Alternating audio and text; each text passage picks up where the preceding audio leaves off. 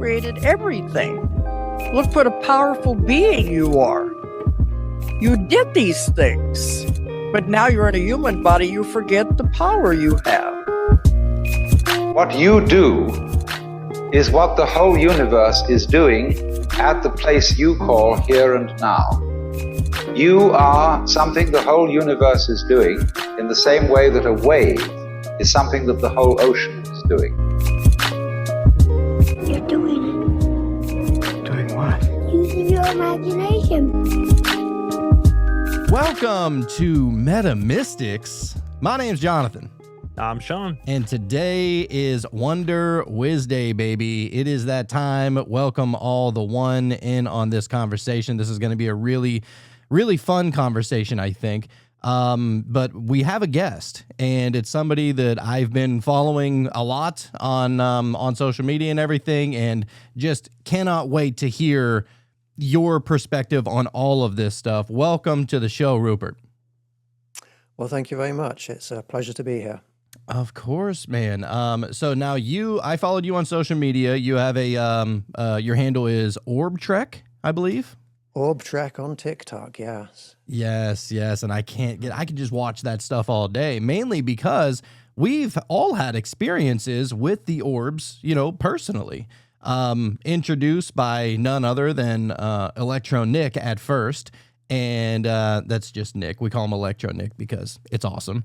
And and then we each had our own individual experiences as well as far as seeing the orbs out there. Now, we definitely weren't going to the extent that you were, but if you could you kind of, tell us about what you're doing and how are you getting these orbs to essentially come out of the ether? Yeah, well, I spend a good portion of my life traveling around the US and sometimes other countries, trying to promote the idea of universal peace, universal love, universal well-being. And to me, universal means all species, all conscious life forms throughout the universe.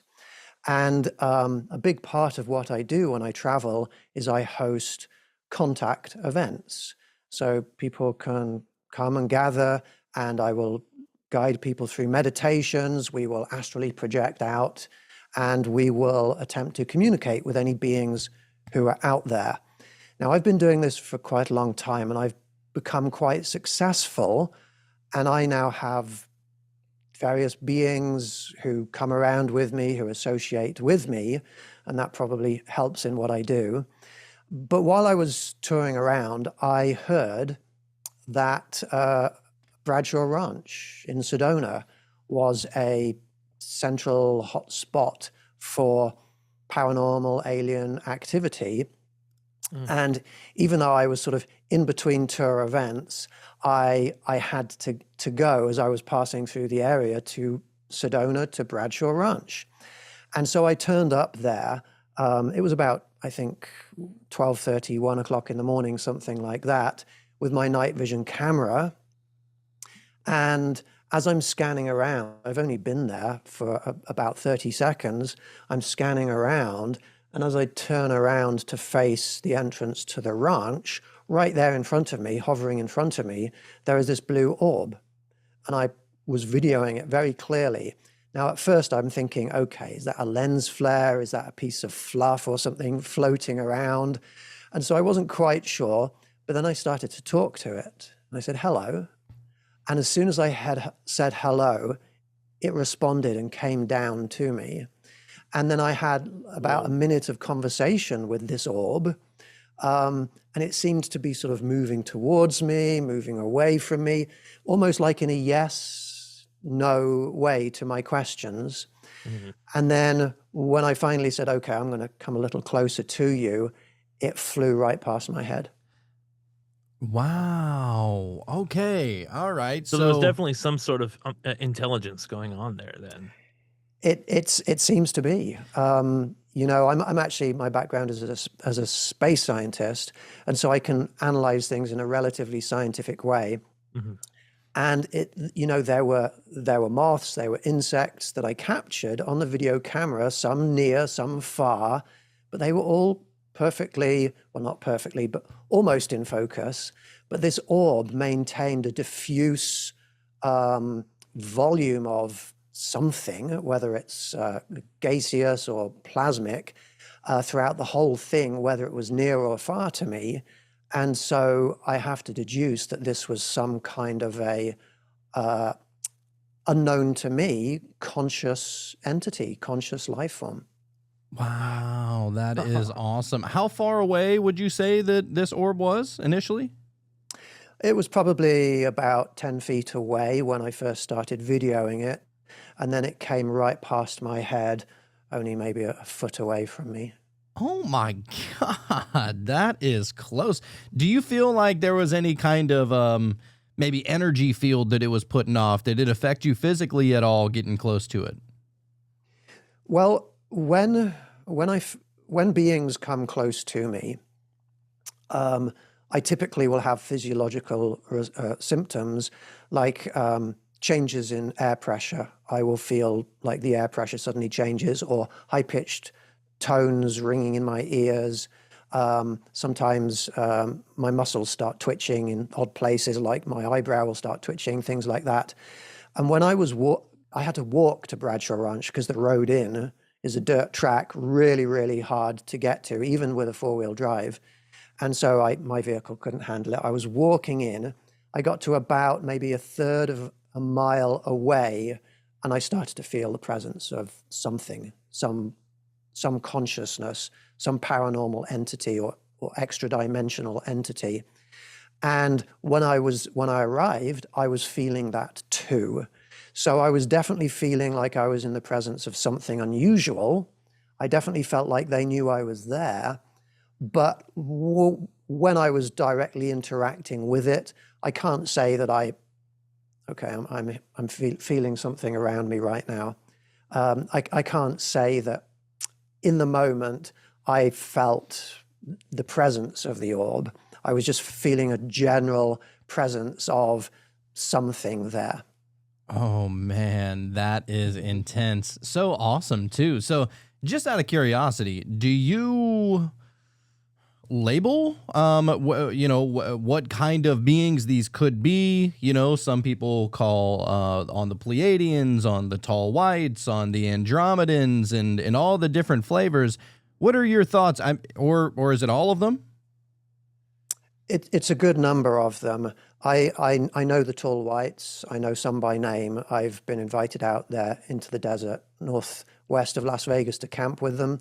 I've done that. I videoed their craft. The Pleiadians, they do show their support to what I'm doing. Usually I have like shards of light show up, a male and a female Pleiadian, but I've never really had conversations with them in the same way that I do with other beings. Ebons, I know some Ebons, mantis beings, reptilians even, and the ones that pay particular attention to me, I call tall silvers. Okay. Tall silvers are often seen behind me, usually three really tall-looking silver gray beings. But yeah, I have a lot of different entities that I interact with. That is awesome. How are you able to distinguish between them? I mean, are you seeing? I mean, is it some kind of like a telepathic kind of communication? Are you able to see their physical form? Can you hear them? Like, how does that transfer happen? Well, it's a good question because, it's easy to imagine stuff. And sometimes you just can't tell if somebody who claims to be in contact with beings, if they really are, or if it's imagination. And I go back to me being a scientist. I need proof of things before I will accept them as being true. So what I found is that if I experience something just by myself, I've learned to trust my own feelings to maybe about 80%. But I can't get proof of anything unless it's a shared experience with others. So I will host meetings 2 or 3 times a week, just like you're doing, like Zoom meetings with maybe 15 to 20 people. in which I will guide people through astral projections and remote communications with different beings. And then afterwards, we will talk about what did we all perceive. And very often, there are several people in the Zoom meeting who experience or witness the same thing. Like we just saw an extraterrestrial entity that was like vortex shape, semi-transparent, with baby vortexes around it. And when I asked, what is your name? It said, Tuk Tuk. When you have 5 or 6 people all having all of those shared experiences, you know you've got logical proof that you're having a real shared experience. So I'm very cautious about what I claim to know, but I do know a lot. Rest in peace. Yeah, it's Baby. let me mute Quit him. ringing It's interesting that people can have shared experiences like that, and that's something that even the earliest like remote viewers would say that, you know, there's a wild story, and I can never remember their names, but the earliest remote viewers in the CIA program, it was just 2 of them. They went into 2 separate rooms. They were trying to see if their visions essentially would be able to be like a shared experience, and they didn't hear, you know, one another at all. They were able to say, yeah, like we saw the same thing. We talked together on this remote planet. They described the same exact type of being, the same language that was coming off. And it's like, it goes beyond the mind and beyond the realm of understanding how this can be possible. But I think in this day and age, it probably used to be considered crazy, right? Like for the majority of people, it probably seemed like, oh, you're communicating with aliens in your mind. All right. Used to be, you had to go into a padded room for that kind of conversation. But nowadays, people I feel like are a lot more open to these kind of experiences. And especially with just your everyday people that are able to go outside and have some kind of contact with the orbs. And it's hard to just explain away, because you know whenever you look up in the sky, that's not an airplane, that's not a satellite, that's not SpaceX, you know what I mean? Like it's not anything that would be human-made, because it's just acting very strange. And I had a wild experience like a few months ago. We went camping, me and the kids all went camping, and I wasn't seeing anything, but I was like, I just asked a question. I was sitting out by the fire, and I just asked a question. I was like, man, it'd be really cool if the kids could experience this. You know, could you just show me that? That would be really awesome. And wouldn't you know it, we saw 21 orbs in the span of like an hour. It was like crazy traffic going on up there. I was like, how is this happening? No coincidences, dude.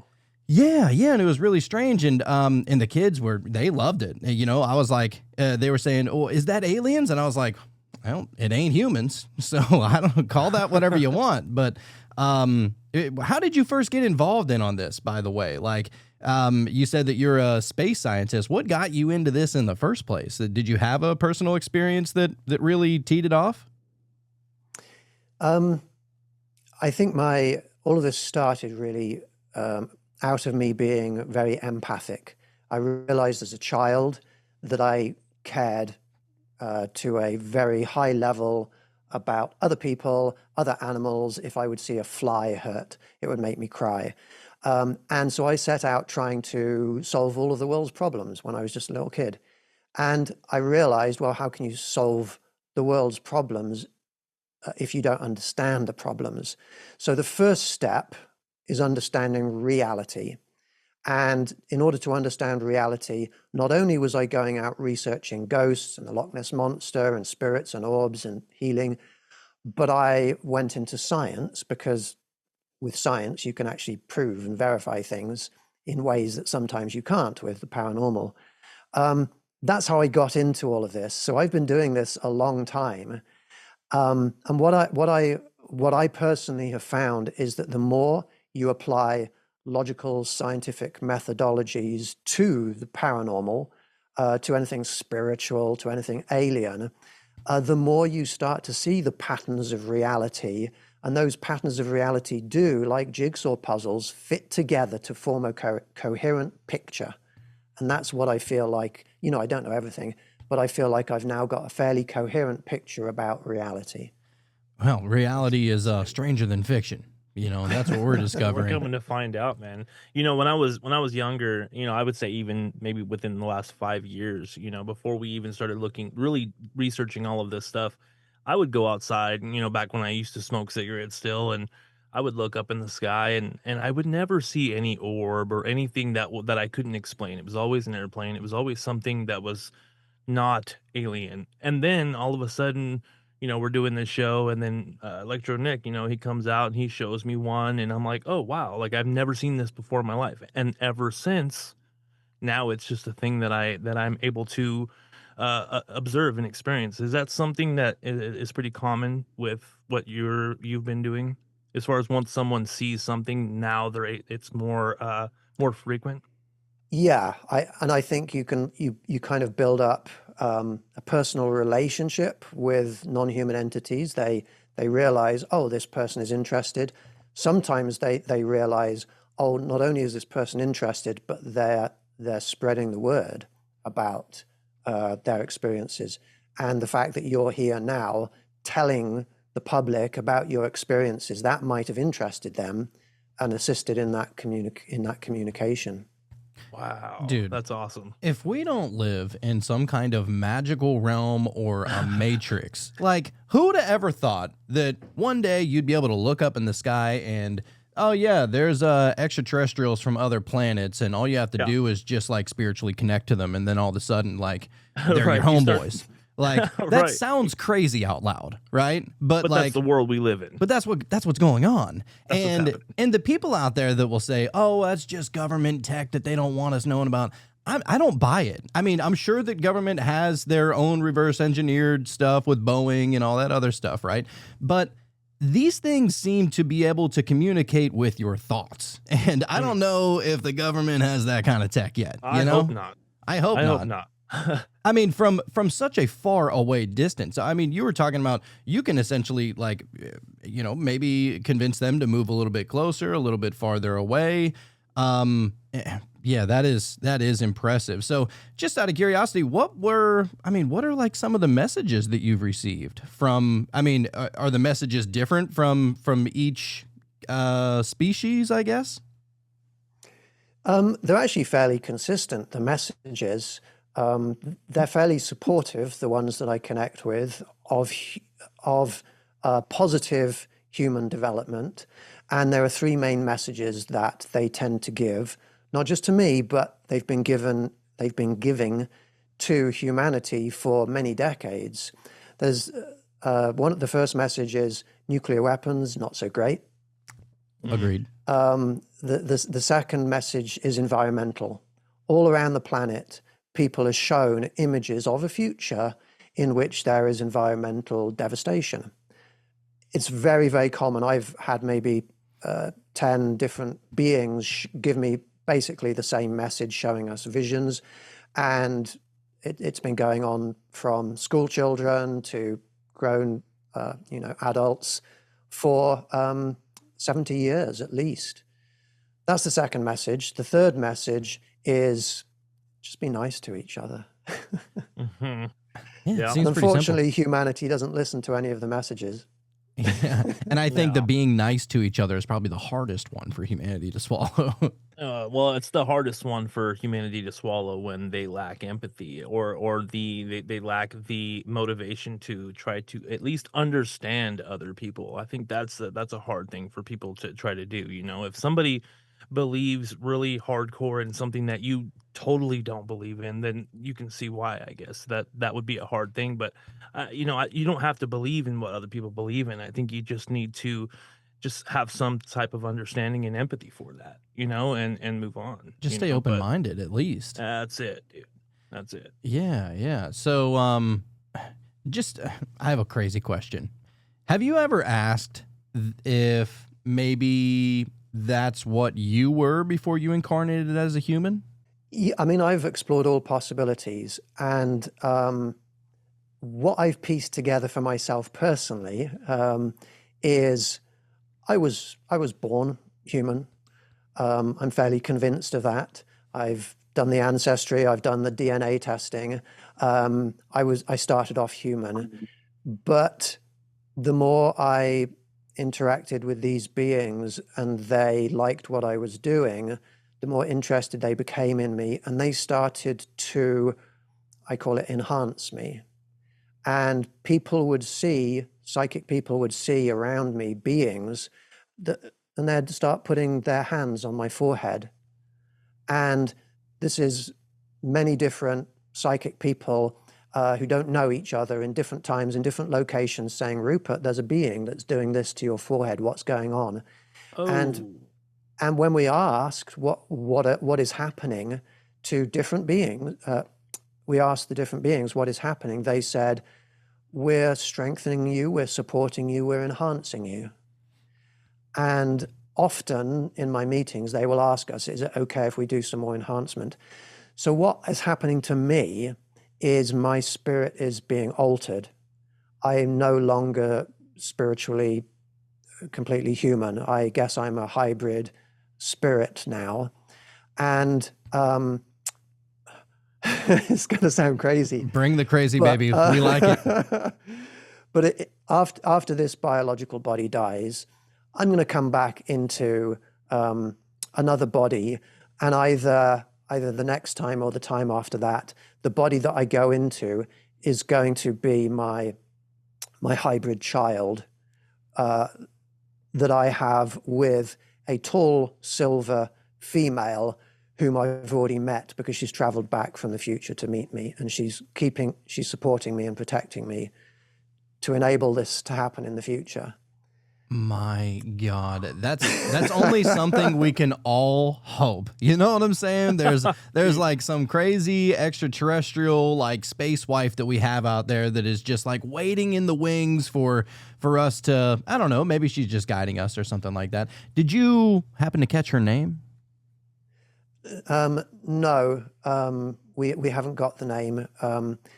She sometimes comes in and she's really, really tall, like 9 or 10 feet tall, and she often hovers at an angle above me like this, and she will put a protective field around me, some kind of force field. And people whom I've known for many, many years who are psychic, sometimes, like I've got a good friend in close to Kansas City, who when I do contact events with her in the group, she will feel the energy of the group and she'll come and position herself in a sort of a feng shui type of energy balancing way to maximize the effectiveness of our contact. And when this, wife from the future shows up and puts her protective fields around me, she loses that connection. She can't sense me at all. It's not a negative thing; it's a protective thing. But people feel it and people see it. Yeah, wow. That is. Oh man, that White is Boy so Wizard cool. said, "Does she have a sister?" Well, she doesn't look human, so I can't say that I'm ready to propose yet, shall we say? Hey, Yeah, I get take your it. time. No rush. Can't rush Yeah. into these things. Would you be able to, before I ask this question, is this comparable to, or is it a CE5 kind of event that's going on that you're doing out there whenever you gather in groups? Well, unfortunately, CE5 has become quite controversial. Has it? Jacques Vallée was the first person to introduce a Close Encounters of the Fifth Kind, and his version of what CE5 is completely different to other people's. And so MUFON likes his Close Encounters of the Fifth Kind definition, and they go with his definition. And I find that if people ever say, "Oh, are you doing CE5?" and I say, "Well, I'm not following the same protocols that you're following," they say, "Oh, well, you're not doing CE5." So I no longer use that terminology, but essentially it is comparable because it is using our conscious minds to reach out, to connect psychically or consciously with other different beings that are out there. Okay, all right. And just out of curiosity, for anybody that is unaware of what CE5 is, like, what is your process? So you get a group together, you all meet at a specific spot. What's the first thing you do? Yeah, well, it can be in person or in a Zoom meeting like this. The first stage is to relax. So in meditation, we relax. There's nothing magical about that. It's just letting go of tensions. But then it goes deeper. It goes into the mind. It is relaxing our mind. I personally like to then try and expel dark feelings, dark thoughts. So if you got any hatred towards anybody, we ascend above that. We push out the darknesses. I also like to connect. We then tune into our spiritual bodies, our spiritual beings, or our ultra-dimensional bodies. And then everything I do is sort of peace and love based. So we feel the love within us. We extend it to the other people in the group. And we, to the extent that is possible for human beings, we become a collective. We connect in a non-discriminatory way, and we form a friendly, connected environment that is welcoming to whoever we're going to invite in. And then, at that stage, often they're already with me because they know me. But then I guide people to pull their consciousnesses to whichever beings we want to connect with. We sort of pull ourselves in astral projection type way to them, and we walk up to them respectfully, and then we initiate a conversation with them. And sometimes we just have a conversation remotely, like when I go to the Galactic Council, we go into their spacecraft, we have a seat at their table. That's all remote. It happens in their craft. But sometimes we then invite them to come back physically, and then we might start seeing things in the sky or feeling beings around us. Oh, Dude, man. I want to do something like this so bad. Yeah, I think it would just be the funnest thing, the most awesome thing to do for with a sure. bunch of us. Dude, to sit Yeah. at the galactic table, I mean, what goes on at that table? Is it like like what kind of conversations are being had? I mean, is it sticking with the main three things that are always talked about, or is it more of like a in-depth kind of plan? Is there no communication? What is that like? Yeah. Well, it's an interesting backstory. 2 or 3 years ago, I had several people in my groups contact me independently and say, "Hey, Rupert, I don't know what's going on. Some aliens calling themselves the Galactic Council said that I have a seat at the Galactic Council table and that I should get in touch with them." So we all astrally projected there together, and we got in touch with them, and they said, "Yeah, this is true. This is real. We like what you're doing. We support what you're doing. You can come here whenever you like." So we go there about once a week in a group, and it can be anything. It can be getting to know each other. We look around, we learn about the different species.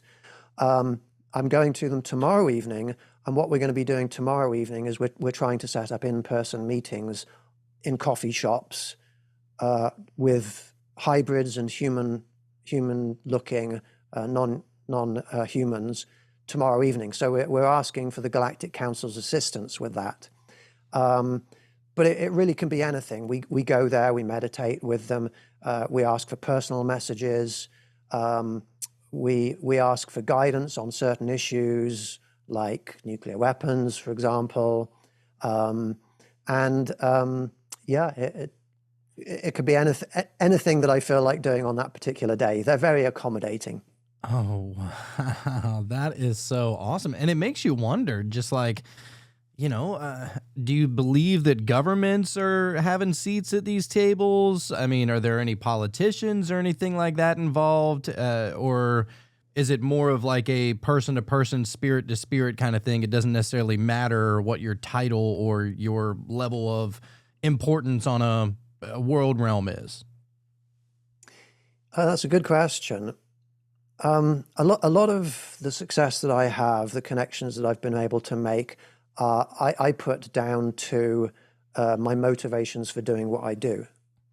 And what I'm trying to do is to make friends with them, to bridge a peaceful gap between us so that we can move forwards in a peaceful, constructive, positive way. But when you listen to people in the government who claim to have connections with these beings, and I'm sure that a lot of them do, that's not their agenda. That's not on the list of why people are openly saying we want disclosure. A lot of people want their technology. That's not a good way to enter into a friendship with somebody. Hey, I'd like to be friends with you because you've got something I want. Mm-hmm. Yeah. Right. Some people go to them and say we need them to solve our energy crisis and problems. Well, I'm a scientist and I know that we've had all of the energy generating technology, very simple energy technology generating technology that we need in order to solve our energy problem. That's not why we've got an energy problem. So, when we go and ask them, hey, can you save us from ourselves? They're like, well, how can we do that? If we were to try and save you from yourselves, we'd have to change you, and you're not going to let that happen, are you? You haven't done that yet, right? Yeah. Yeah, that's what's interesting is a few weeks ago I have another podcast called The Cult of Conspiracy, and we did an episode on this thing called the Greada Treaty that was back in I think 1957, if I'm not mistaken, or 40s or 50s. I'm terrible with years, but either way, there was a Greada Treaty supposedly back whenever Dwight Eisenhower was president. And there was, I guess, a group of aliens. I believe he was calling them the Nordics or the Tall Whites, something along those lines. And which one? It was the Nordics? I think so, yeah. So the Nordics proposed a plan to go into some kind of agreement with our government. And I guess Eisenhower turned it down, but the one that he did accept was the agreement with the Little Greys, and that was mainly the agreement as far as like technology goes. That if the Greys were able to abduct a couple of humans every so often, take some cows every so often, we're not going to hurt the humans, even though that can be debated. A lot of abductions aren't always great, right? And so they said that, as long as they could take some humans and some cows and livestock and stuff like that, then we'll give you over some technology. Well, from what I understand is that the Little Greys went kind of above their means because these are just humans. What are we going to make a fair deal with them or something? I don't know what your opinion is on the Little Greys. I've heard very differing ideas about what they are, what they could be. Maybe they're kind of like they're biological entities, but almost robot-like. Maybe they're kind of like drone entities for another species. Maybe they're, what some people might refer to as demons. What are your thoughts on Greys? And have you had any run-ins with them? Yeah, another good question.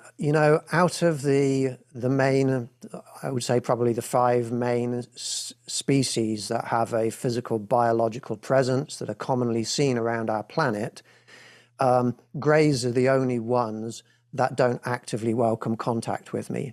So when I move myself to them and say, hey, listen, I'm here on behalf of a friend of mine whom you're taking onto your craft doing abductions, they will sort of turn around and look at me and it's like, oh, we don't want to talk to you.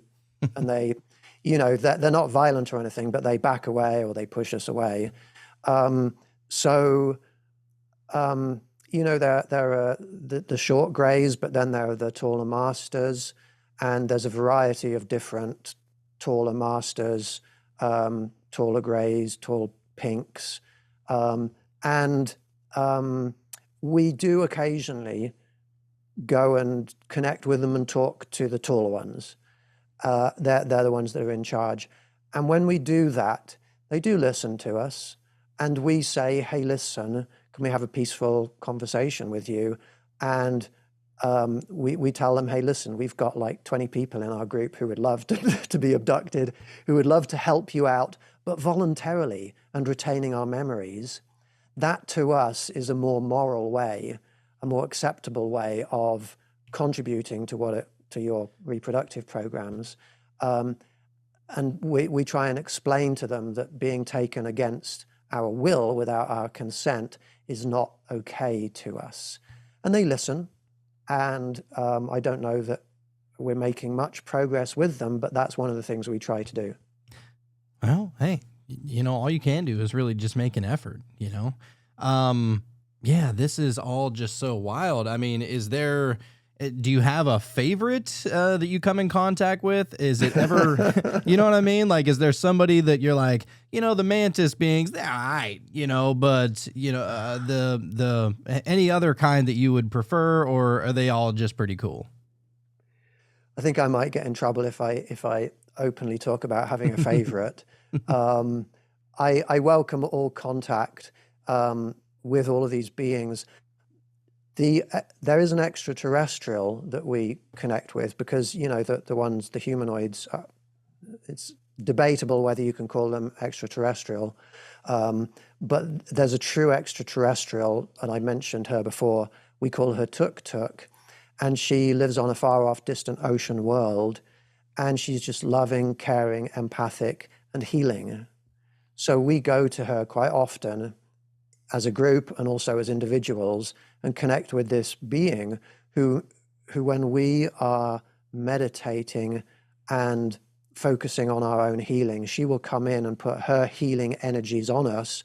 Her colleagues are trained healers as well, and her children like to join in, and we get healing from her.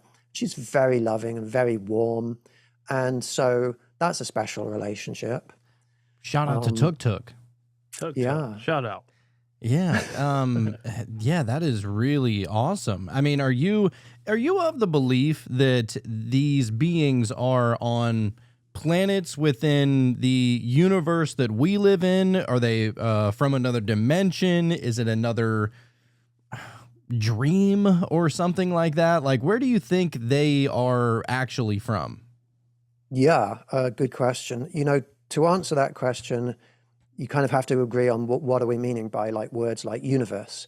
Like if your definition of universe is one of everything, then everything's in the same universe. What I will say is that a lot of people don't get dimensions. A dimension is a direction and not a place. Forwards and backwards, that's a direction, that's a dimension. Left and right, that's a dimension, a direction. So your first two dimensions are X and Y. Your third dimension would be Z, X, Y, Z. These are dimensions, not places. So when we talk about ultra-dimensional spaces, we're not going to a completely separate location.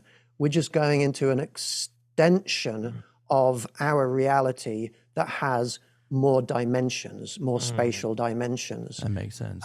And we ourselves are ultra-dimensional. We have more than 3 dimensions. Our spiritual bodies do extend outwards into ultra-dimensional spaces, and that's how we can connect with the consciousness network in the universe. We can connect with each other. We can perceive things throughout ultra-dimensional space and in the universe, but also through time.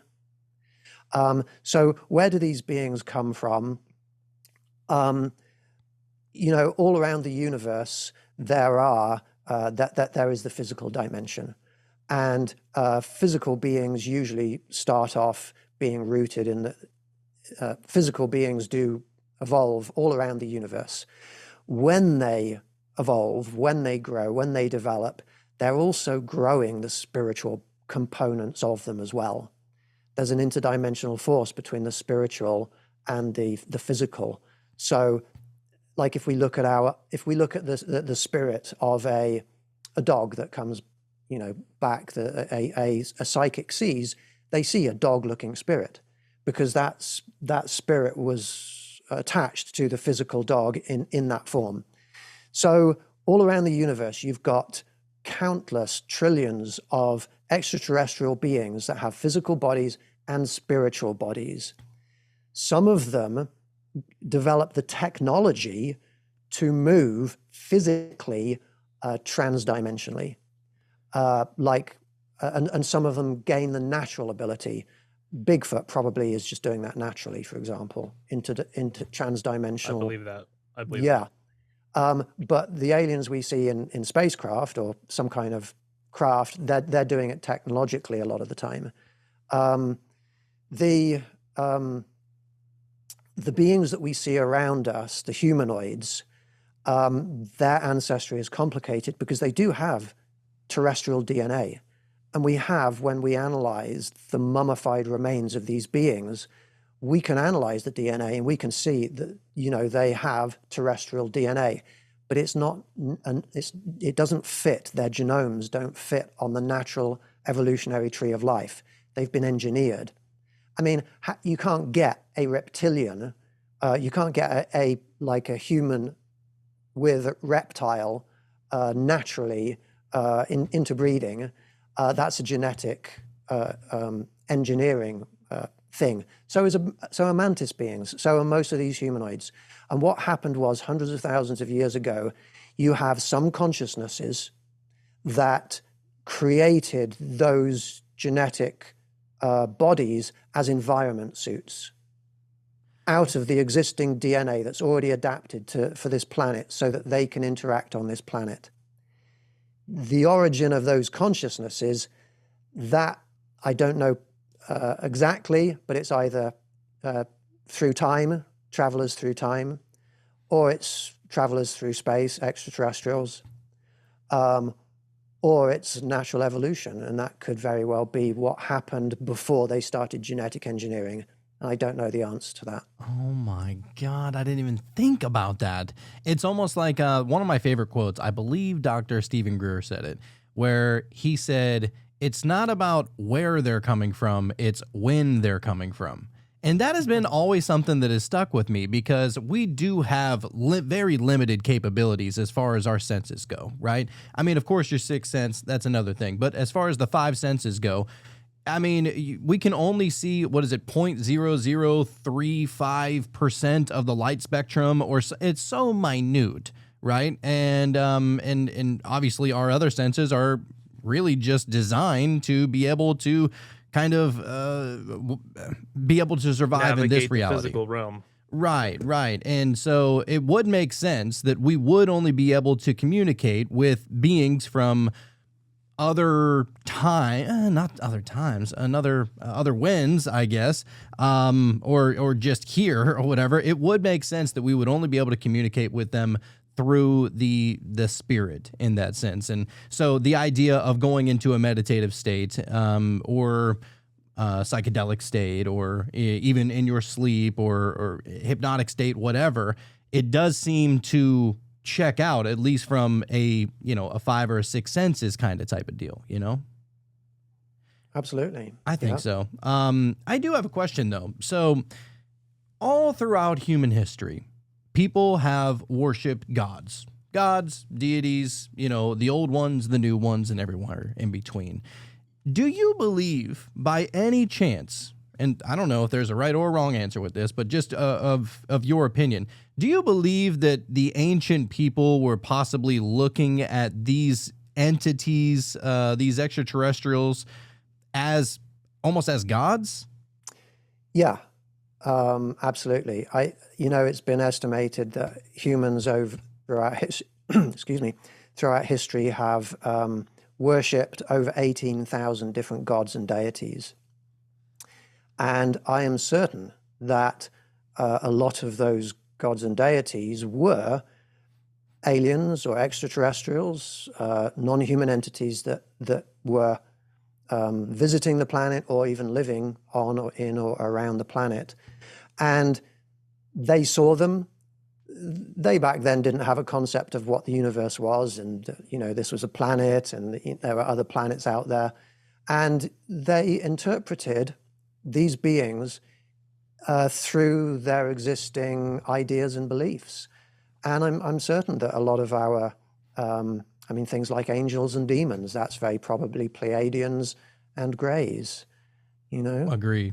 Yeah. Yep. Yeah. It makes a lot of sense if you really think about it, because how is it that nobody talked about aliens up until like 100 years ago or 150 years ago or whatever it was. Yet almost everybody has talked about spirits from the other realm, gods from the other realm, angels, demons, jinn, whatever, right? Everybody has some kind of title that they can name and put into a box for an entity on the other side of which we can't really know the agenda or the communication, you know what I mean? Like, and so it would make sense that you would put it into that kind of box, especially if it's a spiritual thing. Yeah. It's interesting. I've recently done a deep dive into elves. And if you look at old Germanic mythologies and going back to Norse mythologies, there were two types of elf. One were tall, light elves that were basically good, and the others were short, dark elves that lived under the ground and were basically bad. And they were associated with elf discs and elf wheels, which scholars have interpreted as being the sun. But when you think about it, you know, these elves were the elves were said to move through the sky, and these elf wheels and elf discs are very likely flying saucers. Same with ancient Egypt. You've got discs behind the heads of a lot of those alien-looking beings, and that's where halos, the idea of halos, come from. The temples all have a winged disc in their entrances, a flying disc. These ancient Egypt beings, like the Lyran-looking beings, these are beings that are literally associated with flying saucers. You know what? It's funny you mentioned that, because it used to be that would be all you would see in the sky whenever people would talk about UFOs. You would only hear about the flying discs, right? And now you don't really see them so much anymore. Are they evolving with the times like us, or what is really going on with that?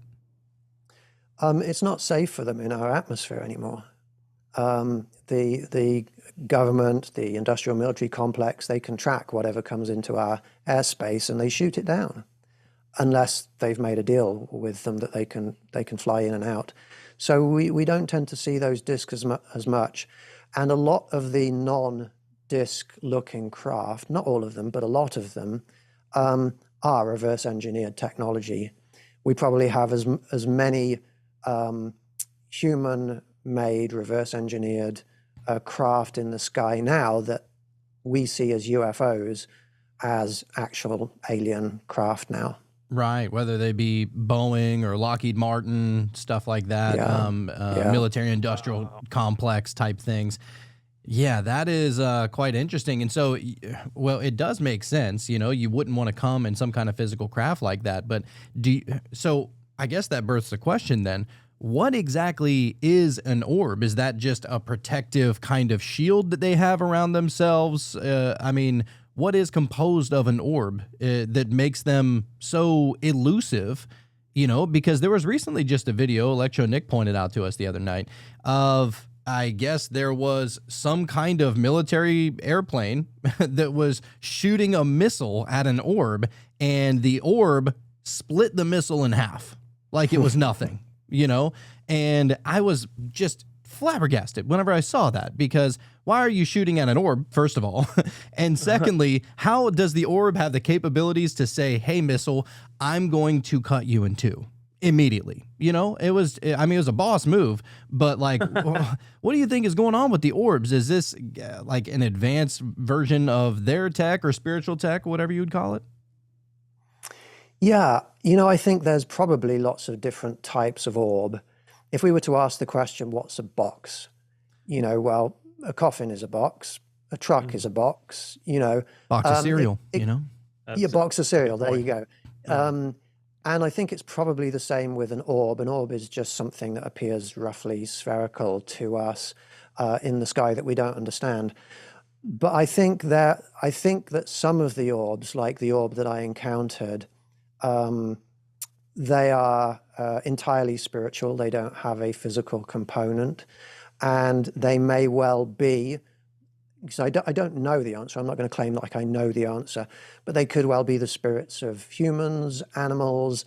The larger orbs, I suspect, I've actually been told by some of my alien friends that some of those larger spiritual looking orbs are their spirits moving around. But also, I think some of the orbs are technological. They probably have a physicality to them. I know that some craft are able to distort space-time around them. And so when you look at distorted space-time, you're getting plasmas forming, you're getting refraction effects going on that make them look like a glowing spiritual orb, but inside there's a technology. So I think there's a whole range of different things that orbs can be. And that's a fascinating video that you talked about. And I don't know what that is, but I suspect it's probably reverse engineered, human-made technology that when that missile came into the plasma or the interface between the two different regions of space-time, it just blew up and then carried on traveling with it a little bit. Oh man. It's like the matter that was in between just didn't know what to do, so it just had to become Yeah, nothing. yeah. Almost just Absolutely. a kind of like existing in the void for Right. a moment in time and then Right. creating out of nothing at that point. And Yeah. in that particular point in space time, it was like, nah, not happening. You know? Right. So what are your thoughts on well, it was earlier this year, towards the end of last year up in New Jersey, people called them Dior bags because orbs was getting banned on TikTok for some reason. And you would see videos of seemingly and not just one or two, I mean by the thousands of these videos to where you would see an orb and then it would like transform into a drone. It made no sense whatsoever and almost like morphed into that, and then vice versa. Some of the drones would morph into orbs. And do you think that that is government tech, or is that because you saw it? It was almost like some of the videos that I was looking at, it almost looked like Star Wars was going on because some of them were battling against each other and shooting against each other. There was a video of a helicopter that was chasing an orb, and like it's like the orb is just playing with it, you know, just toying with it. And what do you think what was going on up in New Jersey with all the orb activity? Yeah, I mean, I'll start off by telling you I don't know the answer, but Good I can answer. tell you Good my answer. best. I can tell you my best guess. I think you had a mixture of different things going on. I think you had real non-human craft and entities flying around. I think you had reverse engineered drones that were also getting involved. And I think you had regular commercial drones getting involved. And I know how easy, because I've hosted thousands of outdoors contact events, I know how easy it is to look up in the sky and mistake, you know, just regular aircraft for something anomalous. So I think you've got everything going on there. Now, I do think there was political manipulation going on. And by that, what I mean is, I think that the people who are really in control of this planet were trying to manipulate politicians and political parties. They were creating a big situation. They were promoting a big problem, which they had the ability to solve, and therefore manipulate either political parties that were in power or coming into power.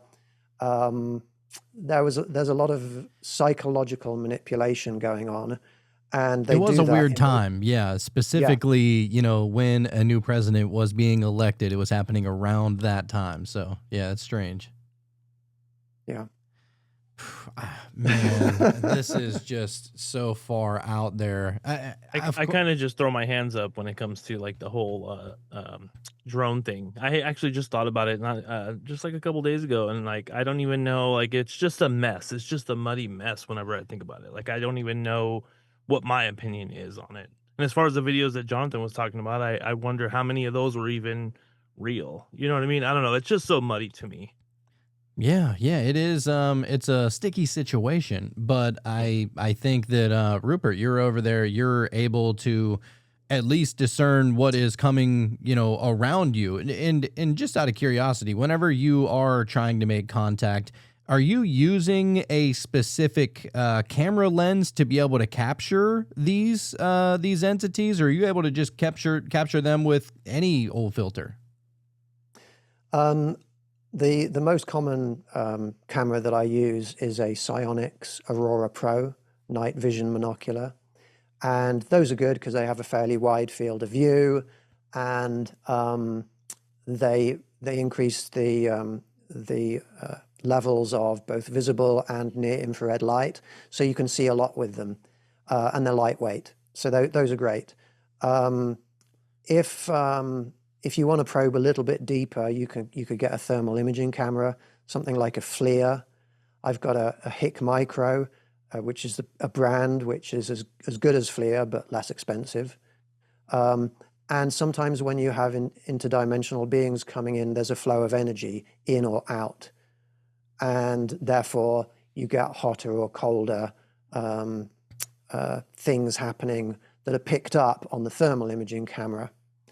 I've connected with beings before and somebody's felt them touching their face, and then we see on the thermal imaging camera their face getting colder, that sort of thing. Oh, see, Whoa. that's what I like to hear. I like to hear like stuff like that, like the tangible evidence that you can. How do you disprove someone's face going cold like Yeah. that so randomly? Oh wow, Yeah. that's Do you have any other like wild stories like that of people having strange experiences that I mean, I know that you have a bunch of video footage of it, but like any other like personal stories that were maybe sent to you?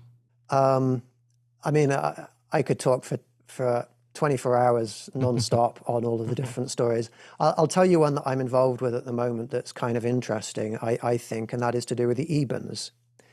The Ebens are generally considered to be, they're small, they look a little bit like greys, but they're really friendly, they're really peaceful, they've got a sense of humor, they've got emotions that are comparable to ours, and they're the ones that crashed in Roswell almost certainly, and they have then been helping the government, and there's even claims that there's been like an exchange program to their planet, Serpo, things like this going on.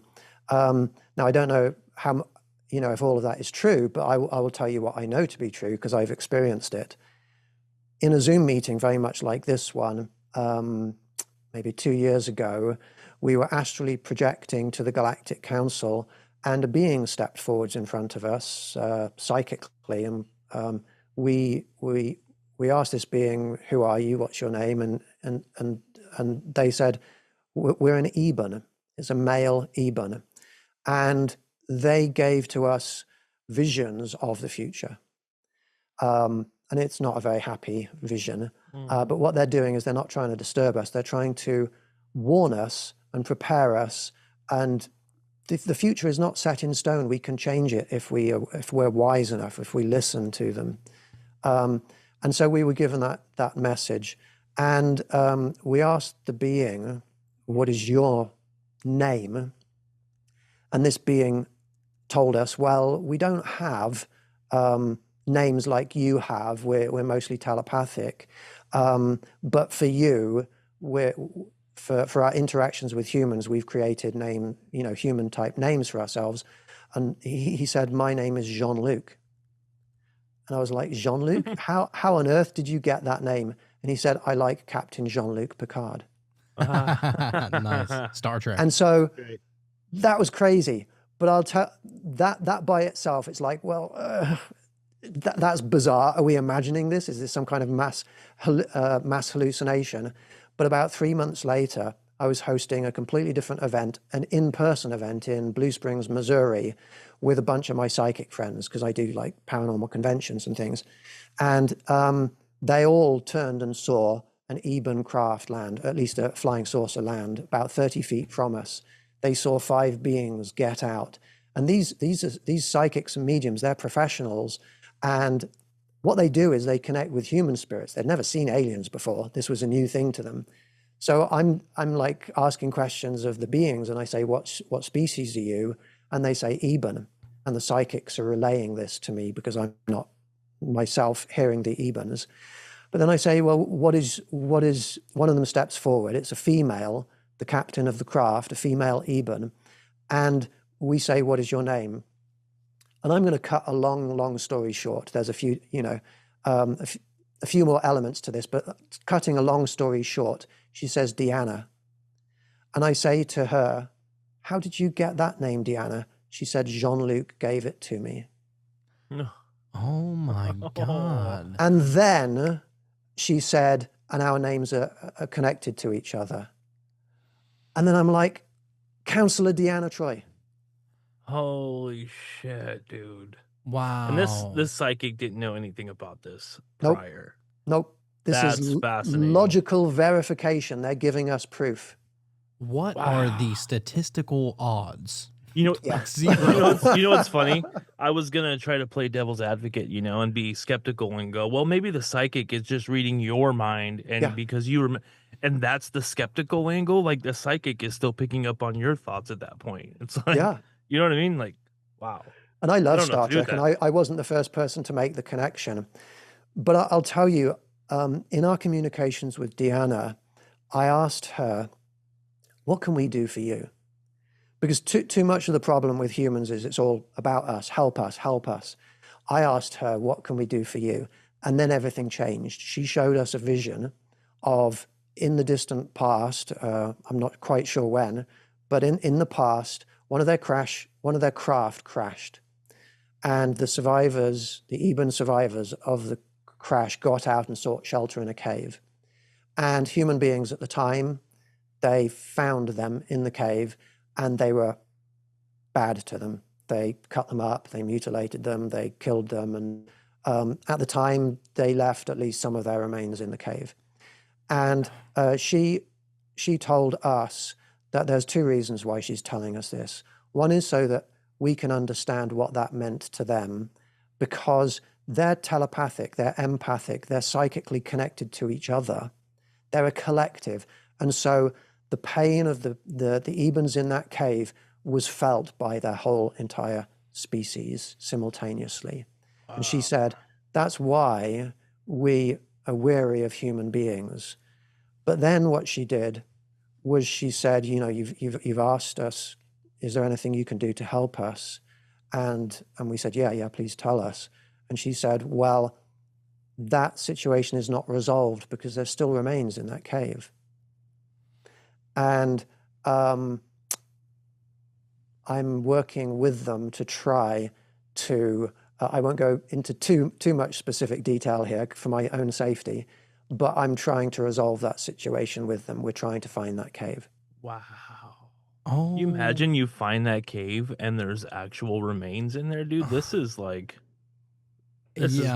big stuff right here. Because this kind of stuff, you almost feel like you have to take it on a bit of faith, even though, you are getting clarification from everybody else. You can't see them.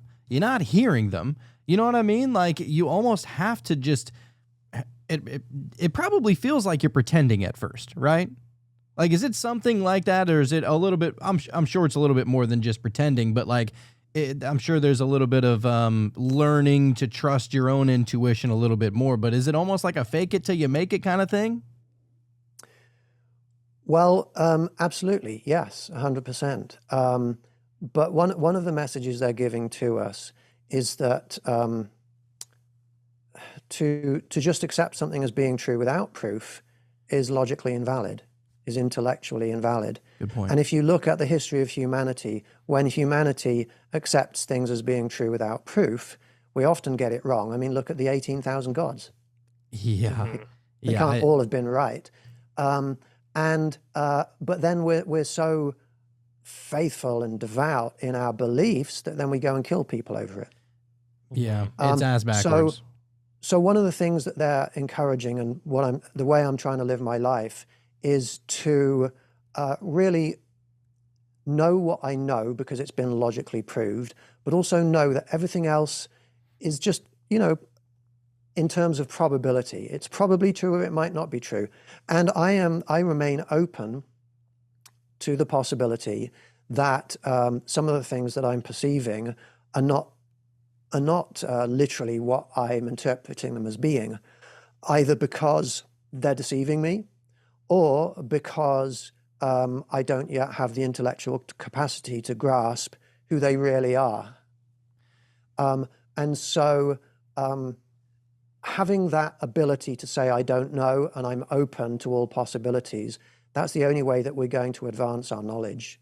And that's the only way they're going to feel comfortable coming in and telling us new stuff and educating us properly. Well, as a wise philosopher once said, you don't know what you don't know, you know? That's right. We're doing something right, at least, sounds like. You know what's interesting, though? You mentioned about how they kind of feel things as a collective. And you know, we've kind of, we just recently did a show kind of based upon that. That essentially that maybe we're all one giant collective as well, and we've kind of just fallen from grace, or we become too individualistic, or whatever the case may be. But I almost wonder, you know, is that something, do you believe that, is that something that maybe one day humanity will reach some kind of collective status to where we can almost act in accordance with each other like these entities are? No. To put it simply, humanity isn't wise. Humanity is not wise enough. We're not evolved enough. The simplest of problems to understand are becoming so big on our planet that they're destroying us. So, so humanity isn't going to make it.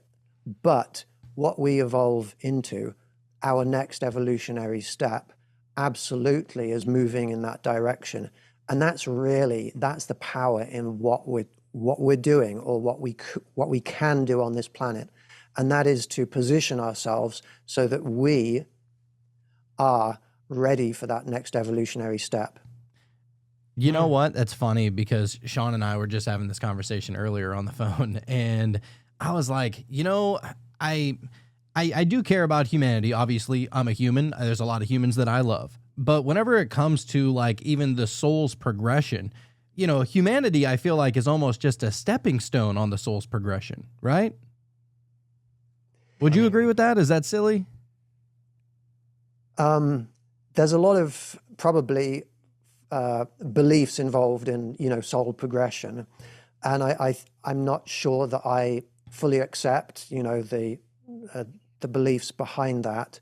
But I think biologically and spiritually, there are different ways that our consciousnesses can progress into the future. And with technology, a form of reincarnation is possible. And we can go into bodies that are more intelligent and wiser and more ascended. And so I may just be quibbling with words here. I guess what I'm saying is comparable to what you're saying. But I think that's the really big, that's the deep lesson here. How do we evolve to the next step? What is involved in ascension? Is that something that we ourselves can presently, as human beings, get our heads around? The answer is yes, and I think so, and that's why I'm doing what I'm doing. But there's a sequence of very hard lessons that have to be learned in order to ascend, in order to be on the next arc, metaphorically speaking, to survive what is to come into the future, to be, to position yourself so that you can become part of those more utopian collectives. Okay.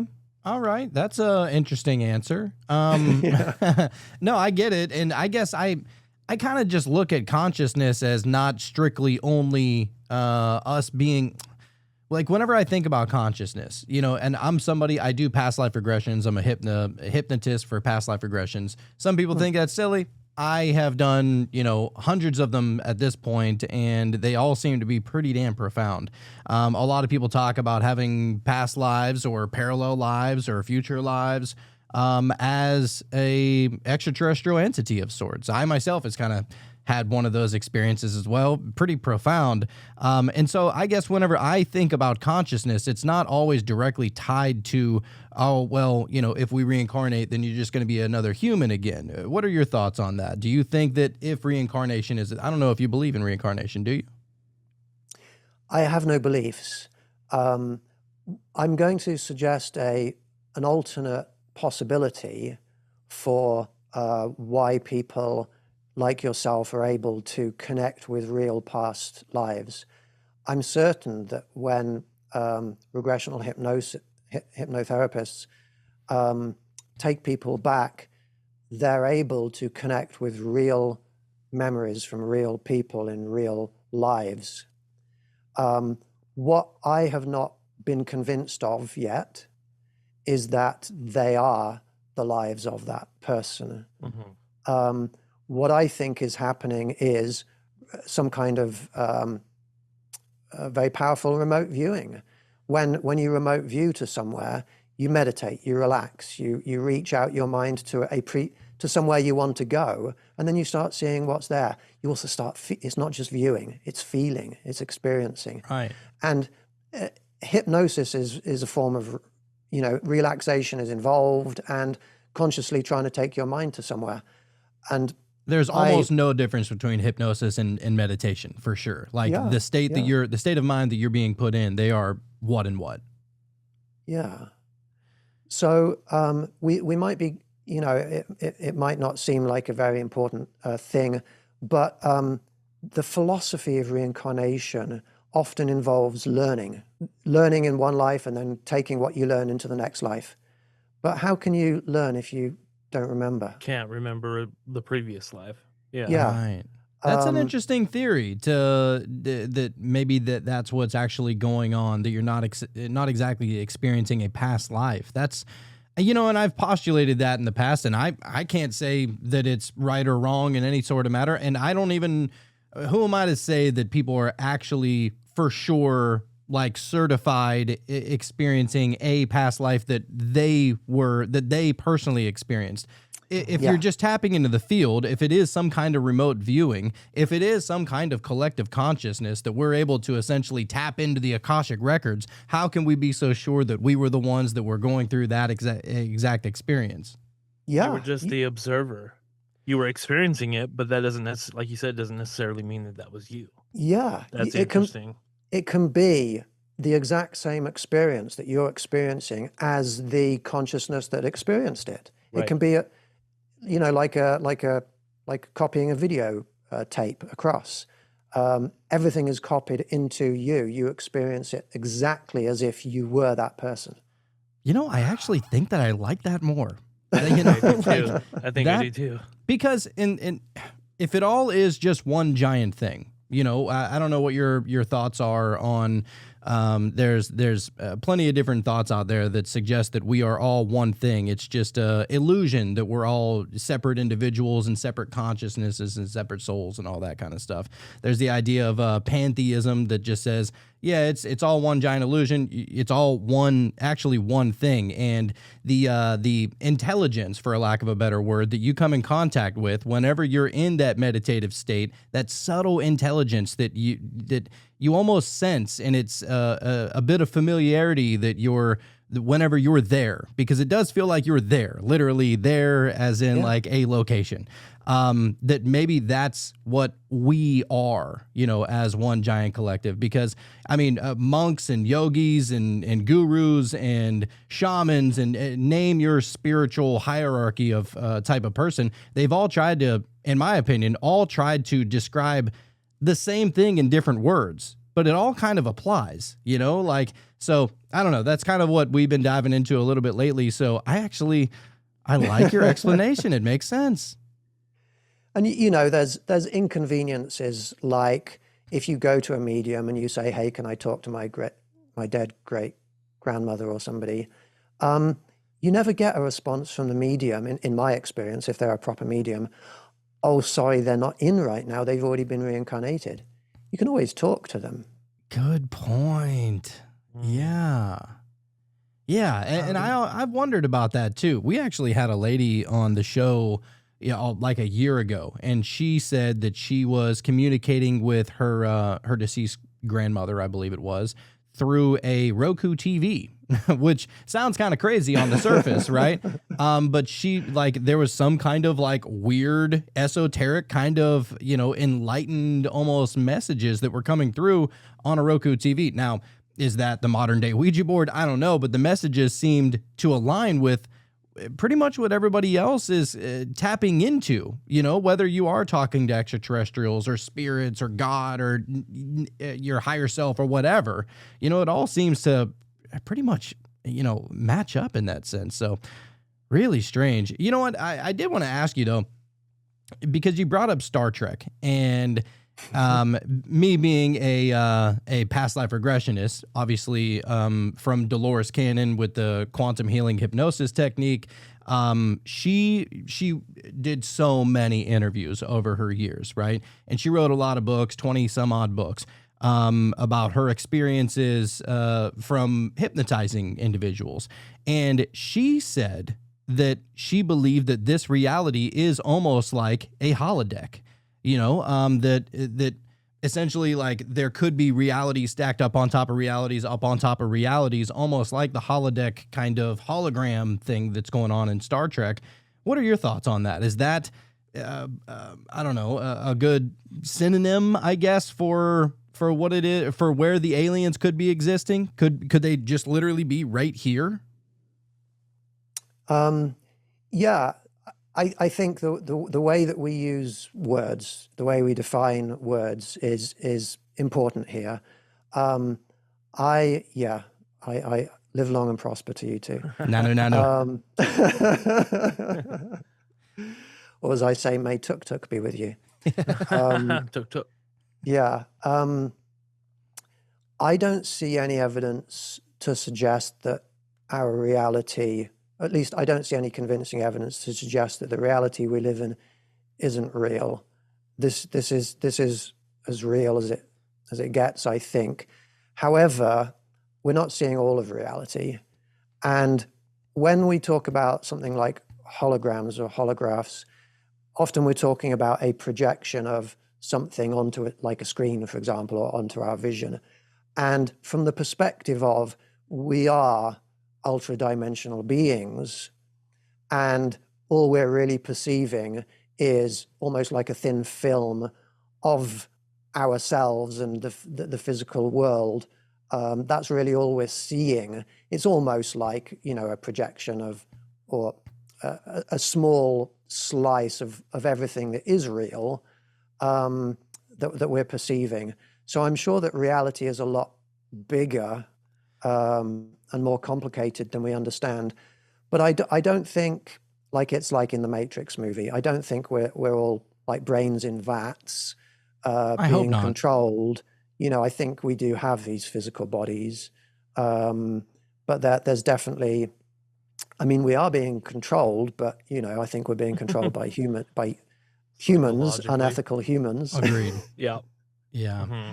Well, now, of course, I have to ask you, have you ever, dabbled into psychedelics? Because that is something that a lot of people say, myself included, to where reality seems a bit, I don't want to say distorted, especially if you've ever done like DMT, anything like really out there, that it almost seems like you're literally being transported to another reality, and that this reality almost ceases to exist within the moment. Have you ever touched upon psychedelics? Is that your thing at all? I personally haven't.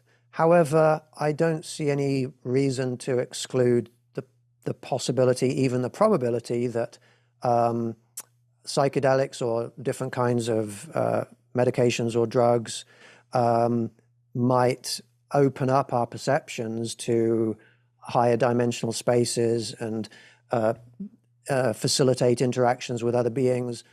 I think, based on what people have told me, I think that's probably likely to be true. Checks out. Yeah, we did a whole series on the findings over at the Imperial College of London on the DMTX studies. Mind blowing. If you ever get the opportunity, go check that out for sure. Yeah, when we're talking about, the fact that we're only getting a small sliver, it's not so much that we're in a simulation or it's not real, but we only see part of it. And Yeah. then you have a substance that can allow your brain to connect in way more ways than it usually does while you're awake, then maybe you're able to see more slivers, like And I think removes the that's kind of filter. yeah, and I think that's kinda what's happening. There's definitely times or, experiences that I've had where, you look at things and it's like, "Oh, I feel like that's always there." It's like when you look at the stars at night, and I know you haven't tried it, but if you look at the stars and you're experiencing that, it's almost like you're seeing something that is always happening, but, you just don't have that perception while not, partaking, if you will. So yeah, I don't know. It's very, very interesting, and I'd be curious to see what your experiences would be like, Oh dude. man.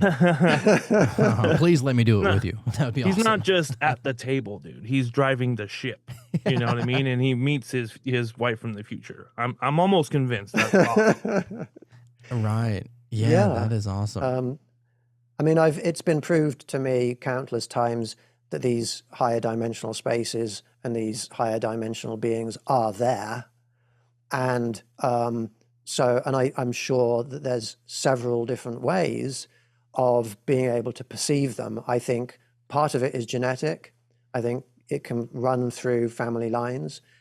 I think a lot of the time when people have had nearly died or been really ill or had near-death experiences, it somehow weakens the link, the anchor to our physical reality, and people can see out more. Personally, right now, I'm happy being anchored to the physical realm, but yeah. Well, I Interesting. mean, when you're having experiences like yourself without any assistance, I mean, I don't blame you. Yeah. I mean, why even I take that mean, next step? You're already there, you know? don't fix it if it ain't broken. I mean, I'll That's what die I'm one saying. day and then I'll get there. So, Right. Yeah, you're gonna have that blast off one day. You know what I mean? Just out of curiosity, have you ever looked into Chris Bledsoe at all? I did. I watched a Ross Coulthart interview with him a couple of months ago because I was curious and a lot of people were talking about him. And he seemed like a really nice guy. He seemed, I don't know, but he seemed to be having real paranormal experiences. Seems genuine. He seems genuine. I have friends, a lot of friends who are in high places, I guess you could say, in the spiritual UFO paranormal communities, and some of them have said that he some of the things that he's seeing and saying, those are orbs, that they're definitely aircraft, but at the same time, it does seem to be the case that a lot of what he's seeing is also genuine. And I liked that he wasn't really rigid about his interpretations. I liked that he had interpretations of the beings he was seeing, and he has a a belief system, but he was openly not tied to that. Kind It's of like, well, loose ultimately, I don't know. interpretation. Yeah. Yeah.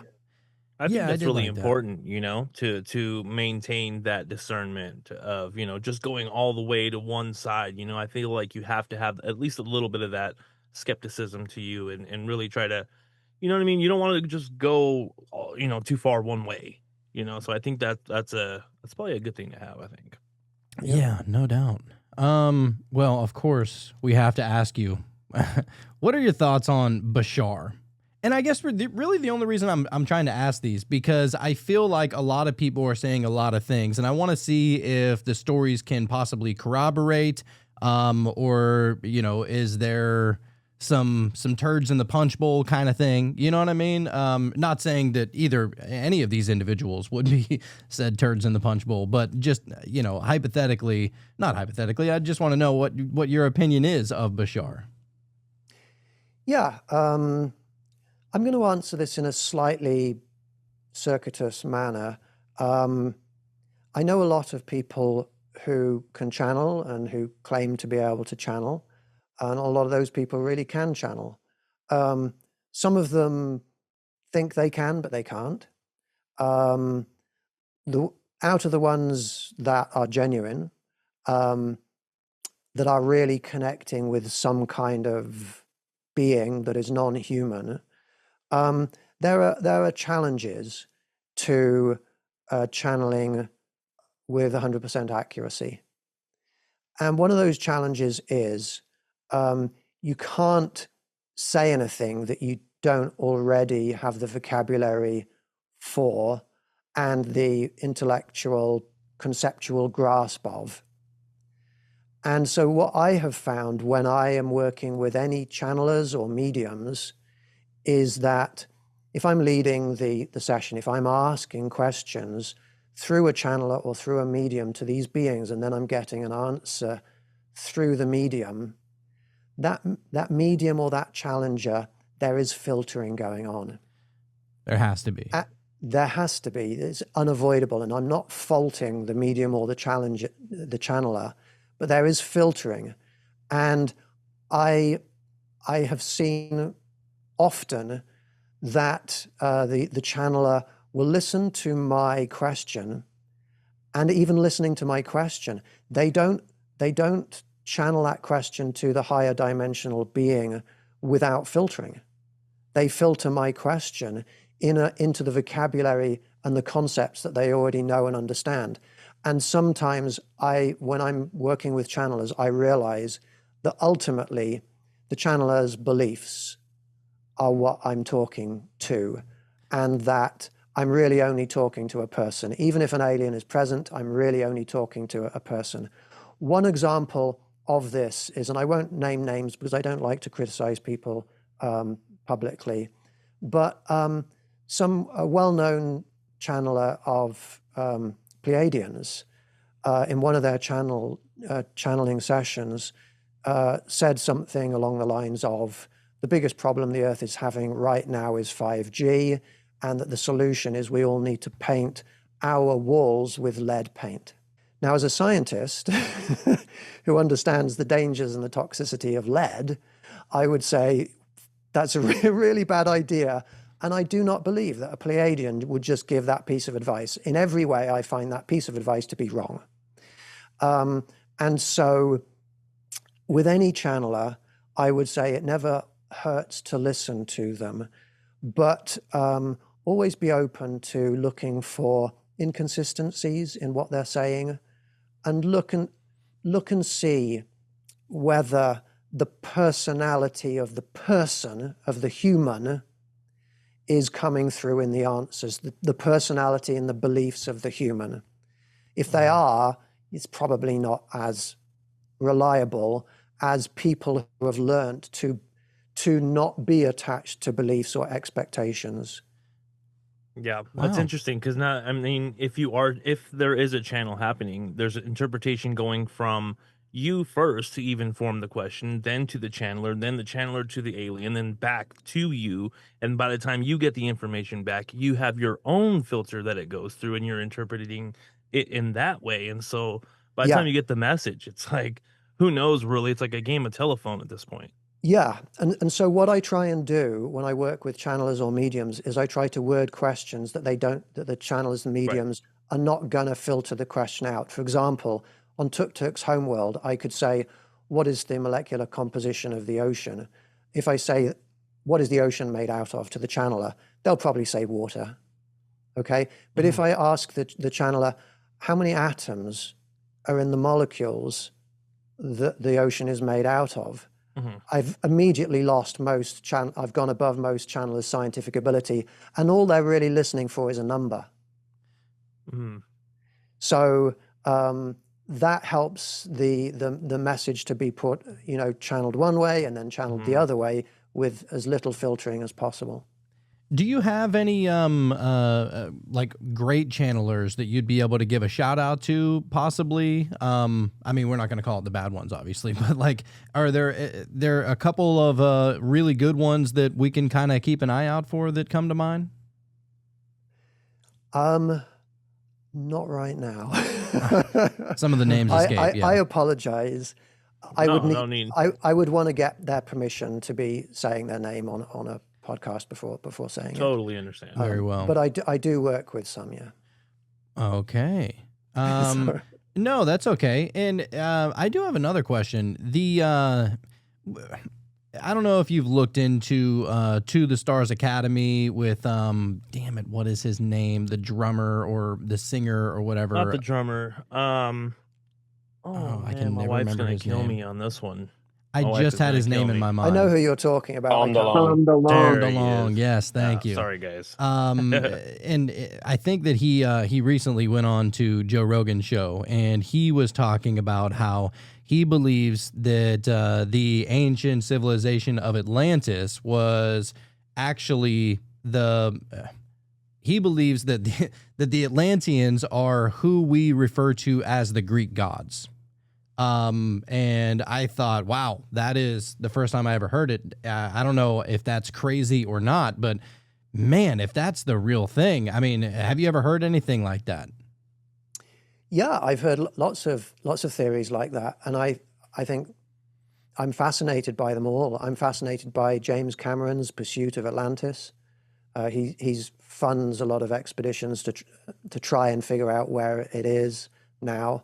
I'm fascinated by the connection between old stories, old mythologies, and aliens and non-human entities.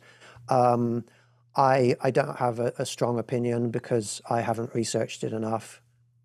So I can't really tell you that I know anything.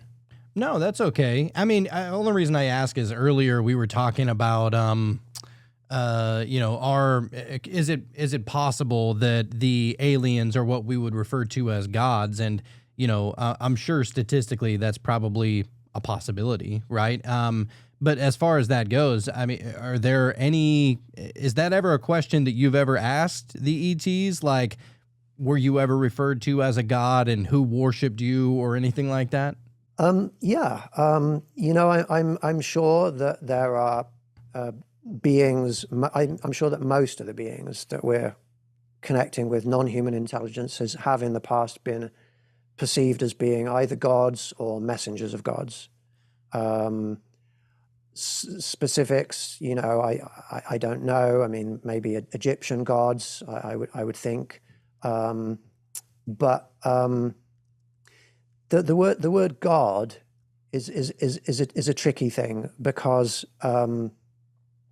people ascribe to the word God so many different attributes: creator of the universe, creator of the earth, creator of human beings. Some people, ancient people used to think that the gods were vengeful and vicious, and you had to be careful of them. You had God-fearing. But the more modern take is that that God is, theorized or believed to be supremely moral. So what I like to try and do when I'm thinking about gods at all is try and break it down into a specific claim. For example, did God create human beings? Was there a consciousness that created human beings? I'm going to be a scientist, evolution, natural selection. I learned that. That's science. So for me, being able to prove something that is contrary to the idea of a creator being just sort of pulling us out of the dirt kind of thing, that disproves there being a God who created us, for me. I know that's incredibly controversial, and I lose a lot of support because of it. But there are aspects of the phenomena that people describe as God or label God that I'm sure are real. If you pray out there to the universe, I'm sure that there are consciousnesses, higher consciousnesses, you might say, who can come in and answer your prayers. And indeed, I've known that happen. The idea of collective consciousnesses is an important one because it is, it's maybe not going to happen very effectively for human beings, but all around the universe there are collective consciousnesses where the beings do gain a telepathic psychic connection and link to each other, and then their evolution progresses along the line of the collective strengthening. So sometimes I actively make contact, not with just individual aliens, but with collectives. And when we communicate with collectives, it's kind of like talking to God. That's what it feels like.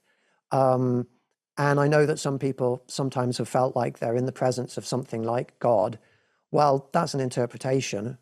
But I think probably what's happening is they're connecting with a collective.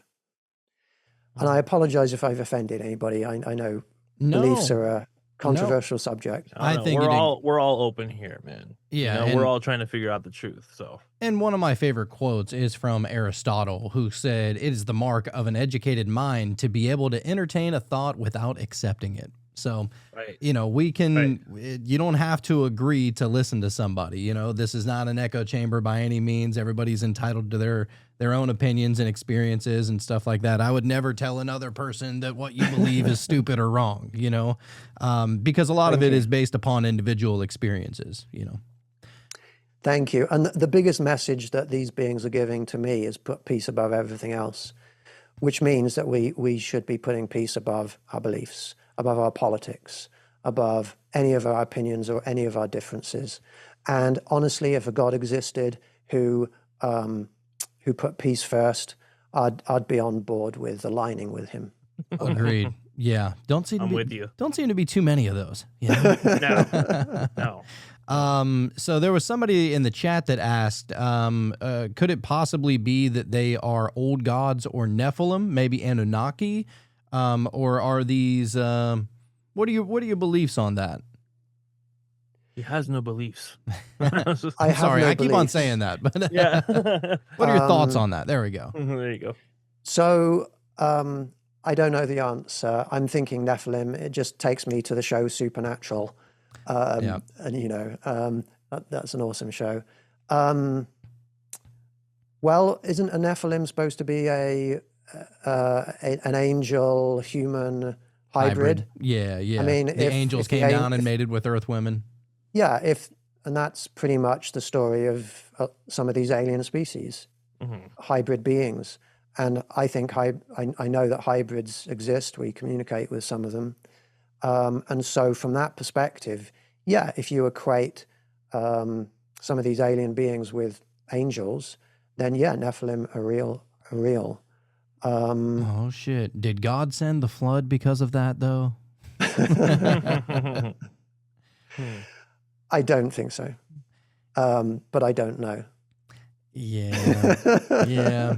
DC said, it might sound silly, but I once saw 3 lights look like they were falling like leaves side to side. Then, like a flash, shot out over the houses, over the water tower. I was not the only one who saw it. Man, people are having a lot of wild experiences, and it seems to be ramping up a lot. Do you think that is this kind of activity ramping up, or has there been kind of a rise in consciousness that allows us to be able to tap into that a little bit more? What do you think is actually going on? Because it does seem to be happening a lot more now than it was documented, say, 30 years ago. Yeah. I think I would find it hard to prove it one way or the other, because there's more people on the planet now than there ever was before. And we have recording technologies like we didn't in the past. And I think to some extent people understand space more. That's weird. I did just see a flashing weird object outside of my window. Dude. Yes. Let's go, tuk-tuk. Time to go outside. Yeah. So I don't know the answer to that question, but I will tell you that there's an acceleration towards something big happening. It seems that way. Oh, shit. Yeah. Talking from a scientific proving kind of perspective, we have been putting both carbon dioxide and methane into the atmosphere like this for a good number of years. That is absolutely provable and verifiable to any scientist. And the temperatures have been going like this. And those temperatures and those gases, it's all accelerating. It's not turning around. People can say, oh, technology is going to save us or aliens are going to save us. Nope, nope, nope. We're heading towards catastrophe. And that is being shown to us in visions. They're trying to help us avoid it. We're not, because humanity as a species can't see the reality of what's happening clearly enough in order to stop it from happening. So what's going to happen is the Earth is becoming hotter and less habitable, and we are moving into a climate catastrophe where the population of the planet is going to crash from billions back down to probably millions. It's basically another flood. Is God causing it? Well, if humans created God, then yes. It's caused by humanity. And it can be compared to a biblical flood whereby there's going to be a metaphorical ark that will allow some people to move through into the future, to survive into the future, to then become the next stage in evolution. And it's not going to be humans. It's going to be hybridized. It's going to be genetically engineered. And what I'm trying to help people to do, like the big picture here, I'm trying to help people to get on that ark. And but you're only going to be able to get on the ark if you can live peacefully with the other animals. Interesting. Wow. And hopefully it's got a really good air conditioner. You know what I mean? Yeah. I think it will. It will Nice. have All right. good air conditioning. Somebody said, what about seeing things in the ocean? Because you've seen things in the spiritual realm. What are they? Why are they saying the same thing? Okay, so what are your thoughts about just the craft that seems to be what is the term? Submersible objects. Are they living in the ocean? Are they just jumping through a portal? What do you think is going on there? Yeah, I think there's different aliens or non-human entities that are living all around the planet in all different habitats. They're living in mountains, they're living under the ground, they're living throughout the oceans. And but because their technologies enable them to be interdimensional, we often don't see them. We only see them when they're just passing through our little thin film of reality. But yeah, they're all over. And we communicate with a lot of them. I haven't been able to establish a strong connection with ocean-dwelling beings. We have gone into some of their underground facilities psychically, and they are banking up genes, genomes. There are extinct species down there that they're sort of taking care of. We've connected with beings in Lake Erie.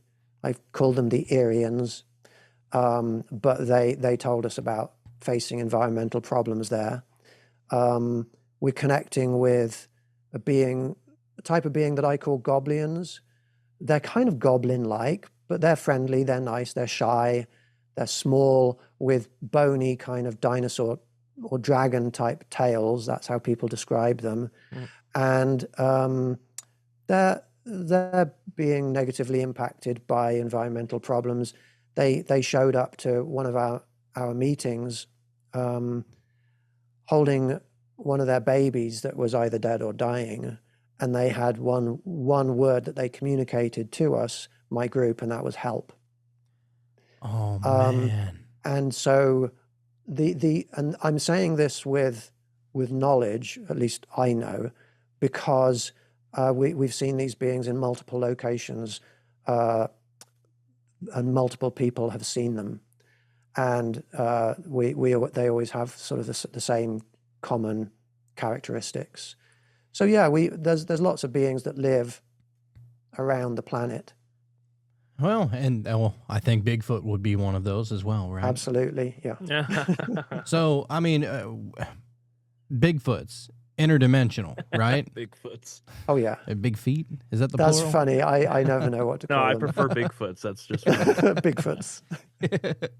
I mean, hey, we have a toothbrush. I have more than one of those, you know? Right. Exactly. Yeah. Also, another question in the chat was, what about the underground beings, possibly lizard people? Well, that would be maybe reptilian. Reptilian, yeah.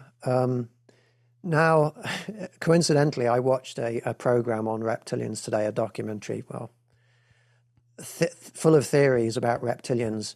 And pretty much I was swearing all the way through because it was a complete misrepresentation of the reality of reptilians. You don't have to look far on this world to see human beings doing bad things. Right. And it's easy for human beings to say, no, actually, human beings are good, but we're being misled.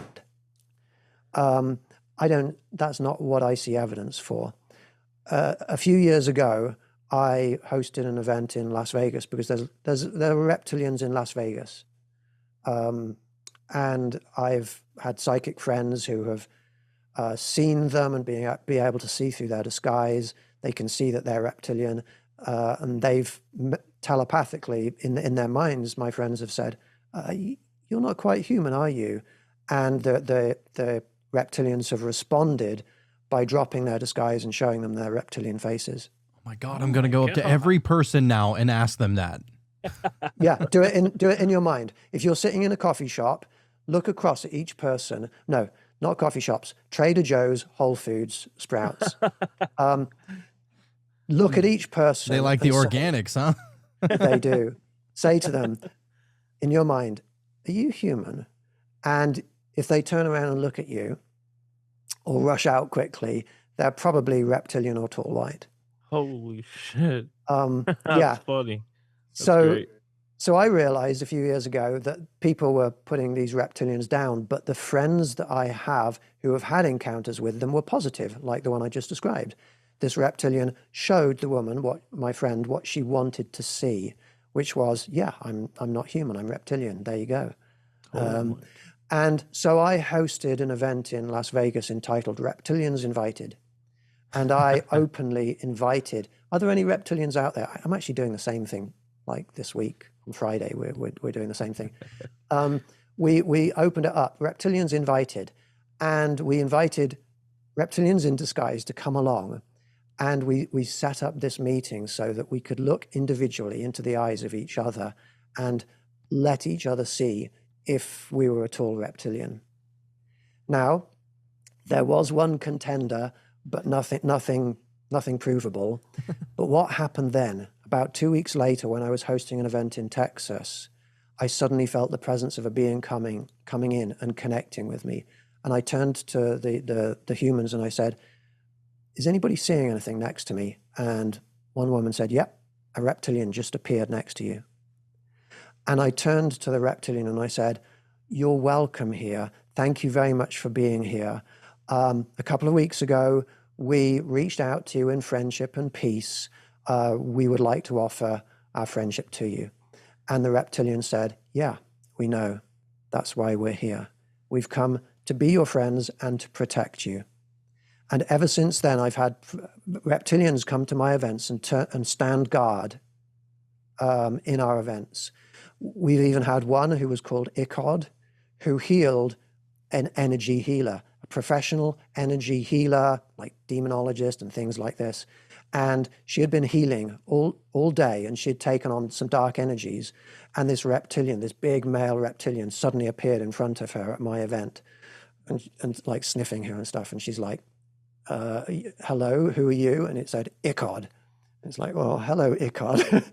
And then Icod went around to her back and put her hands on her back and slowly drew out, like sucking out the poison from her wound.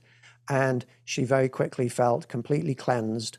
And ever since then, she's had a relationship with Icod, and Icod works with her to help clear homes that are unclean. We work with two reptilian sisters, Shishasha and Tishasha, who actually are on the Galactic Council. So reptilians, in my mind, if you go up, if you're mean to them, they'll be mean back. But if you're nice to them, they'll be your friends. Oh my God. This world is so fascinating. I love it. I love it. So crazy. God, I love talking about this stuff. This is so much fun.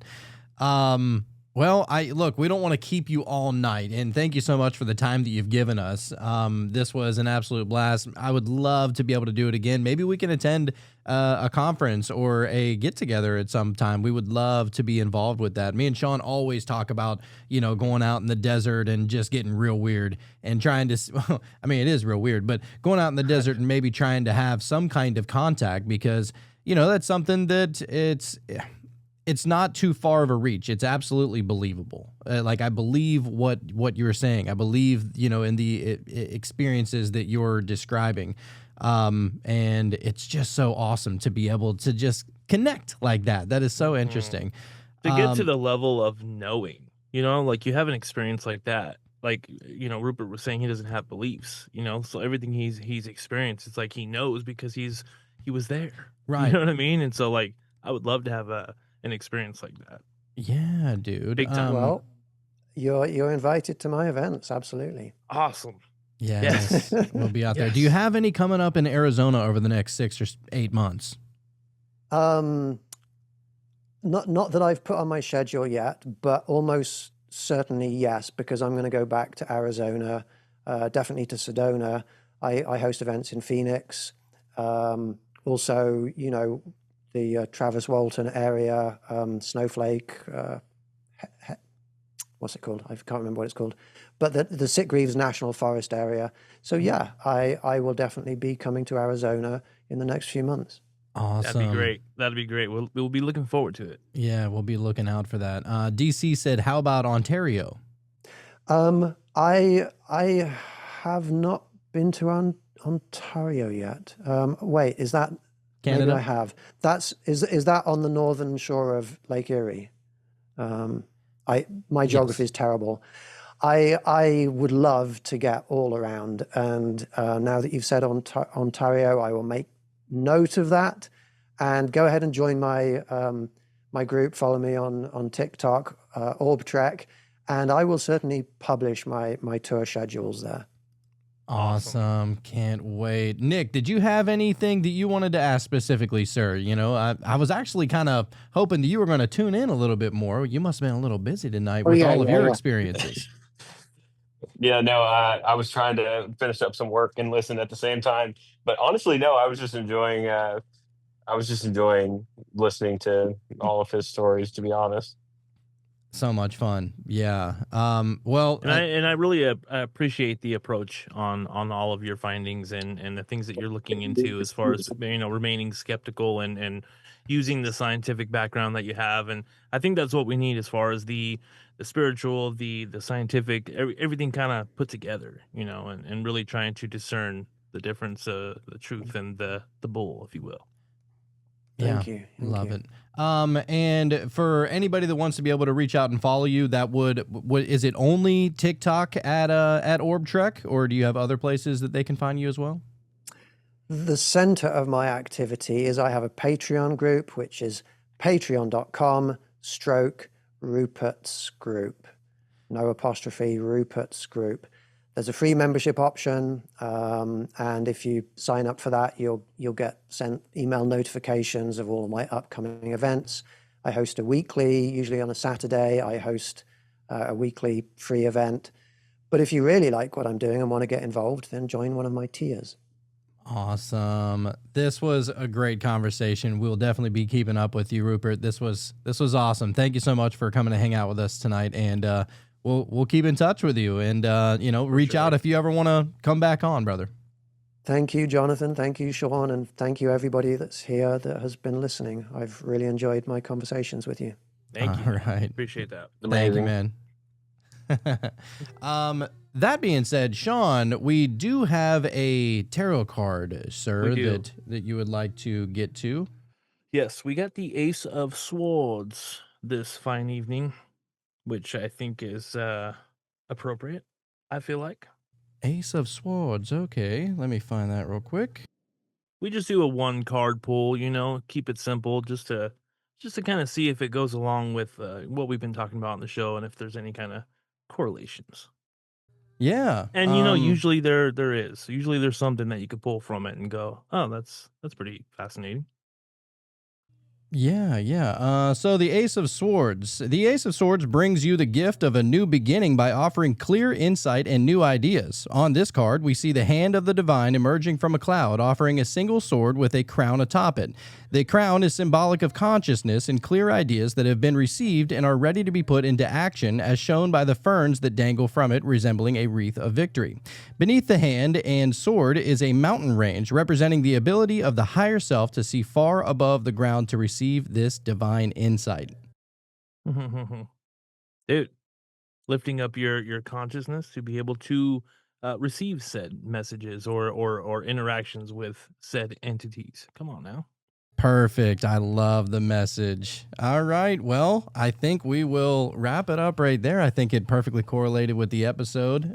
So great conversation. Thank you, everybody, for joining us. If you would like to be able to join us in the meditation, just hang tight. And also, if you want to be able to follow and support and come join us on these Wednesday nights for the Meta Mystics live show, come to patreon.com/Meta Mystics. That link is down in the show notes below, and sign up for the Wonder Wednesday tier.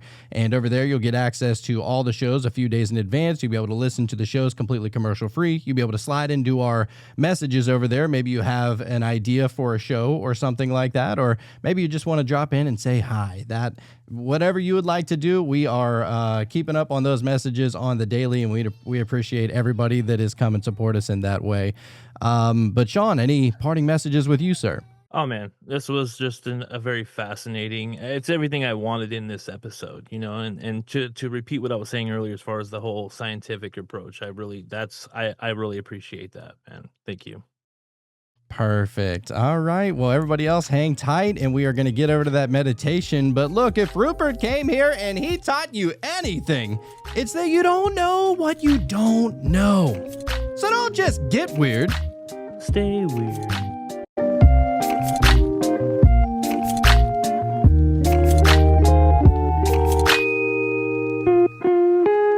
Wow. What you think, dude? That was otherworldly, bro. Like, I didn't expect to have anything like really profound or anything like that happen, because it took me a little minute. Like, I think like it took me like 5 or 6 minutes to really get into that. Maybe it's because of lack of sleep or whatever, but whenever I finally did get into that super deep meditative state, I was seeing shit like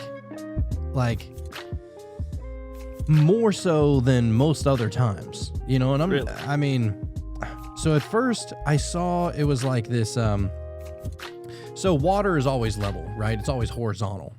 But I was able to, in this meditative vision, I guess, it was like water was standing straight up, almost as if it was a divider between worlds that, our world has the air, the other world of the other realm or whatever, and it was divided by this sheath of water, right? Standing vertically up. And like there was this like amphibian looking alien and she was like blue and green and like purple. And dude had like fins and shit, like on the back and on the arms and stuff. Course. Right. And, she was like just putting her hand up against like the water or something like that and up against me. And I was like, wow, I'm not making this up. Like I wouldn't even think of something like this. And then it was like we were taken to like where we lived or something like that. And it was like this crazy sunset, and we were like in the water. So that's why I think amphibian like could be on land, could be in water, either way, right? Yeah. We were in this water and looking at this sunset, but it was like so fantastical, the sunset was, and we were just living, like just swimming. And that's like what we did. You know, it wasn't like oh, we're gonna go to the pool today. No, it's like that's our life. You know what I'm saying? Being, right. And it was just so peaceful, and the ambiance of the entire thing, and all the amazing colors. I mean, colors that you don't see in reality.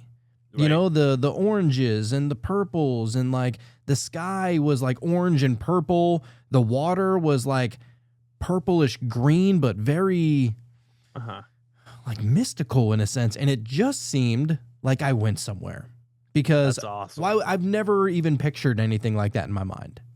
You know what I'm saying? I don't know what the hell happened. I but would that say was, you probably did go somewhere. and then You I know got what I up mean? out of that meditation. I was tearing. I was like, what is going on? What? Yeah. Wow. That's amazing, dude. That's amazing.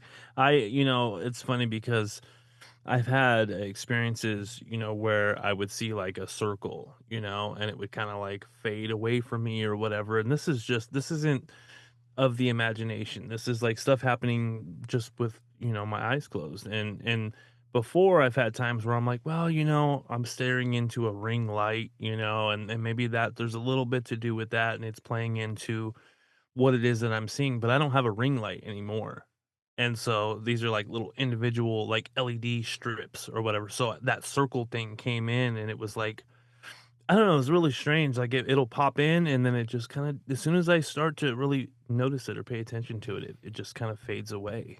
And this isn't in the third eye. This is like me staring into my eyelids. Your physical you know? eyes. Yeah, yeah. My physical eyelids. And sometimes there's shapes and things that pop in, and with my intrigue, when it comes to the subconscious and the symbols and different things that my subconscious may be trying to tell me, that's what I was looking for. I was looking for maybe some symbols, or maybe, and I just kept seeing like this circle, that kept popping up, and it was almost like it had like little bits of detail somehow, not really super, obviously not super detailed, but just noticeable, and I don't know, that was the only thing that I really experienced, but why that circle? Why, I have no idea. But then we're talking about orbs, and we're talking about UFOs, and so there's different things going on in the mind, I think. But yeah, that's pretty much what I experienced, man. Nothing Wow. too fantastical. I didn't get a awesome sunset or nothing, but still. Dude, this was It like, felt good though. oh yeah, dude, what? We That was a need to good do one. those more often. That Oh, was dude. really good. I felt it all the way to my fingertips, dude. Like all throughout. What a fire Mm. meditation. Shout out to them.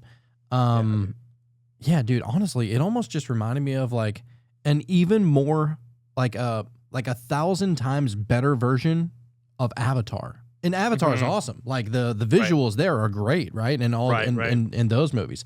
This was like that on 90,000 steroids. It was Or just 4 right? it kind of reminded me of that. Yeah. And Yeah, dude. dude, I started to notice that like as I was drifting deeper into that meditation, that I almost felt like my energy body or whatever was trying to jump out. You were getting lighter, dude. You felt lighter.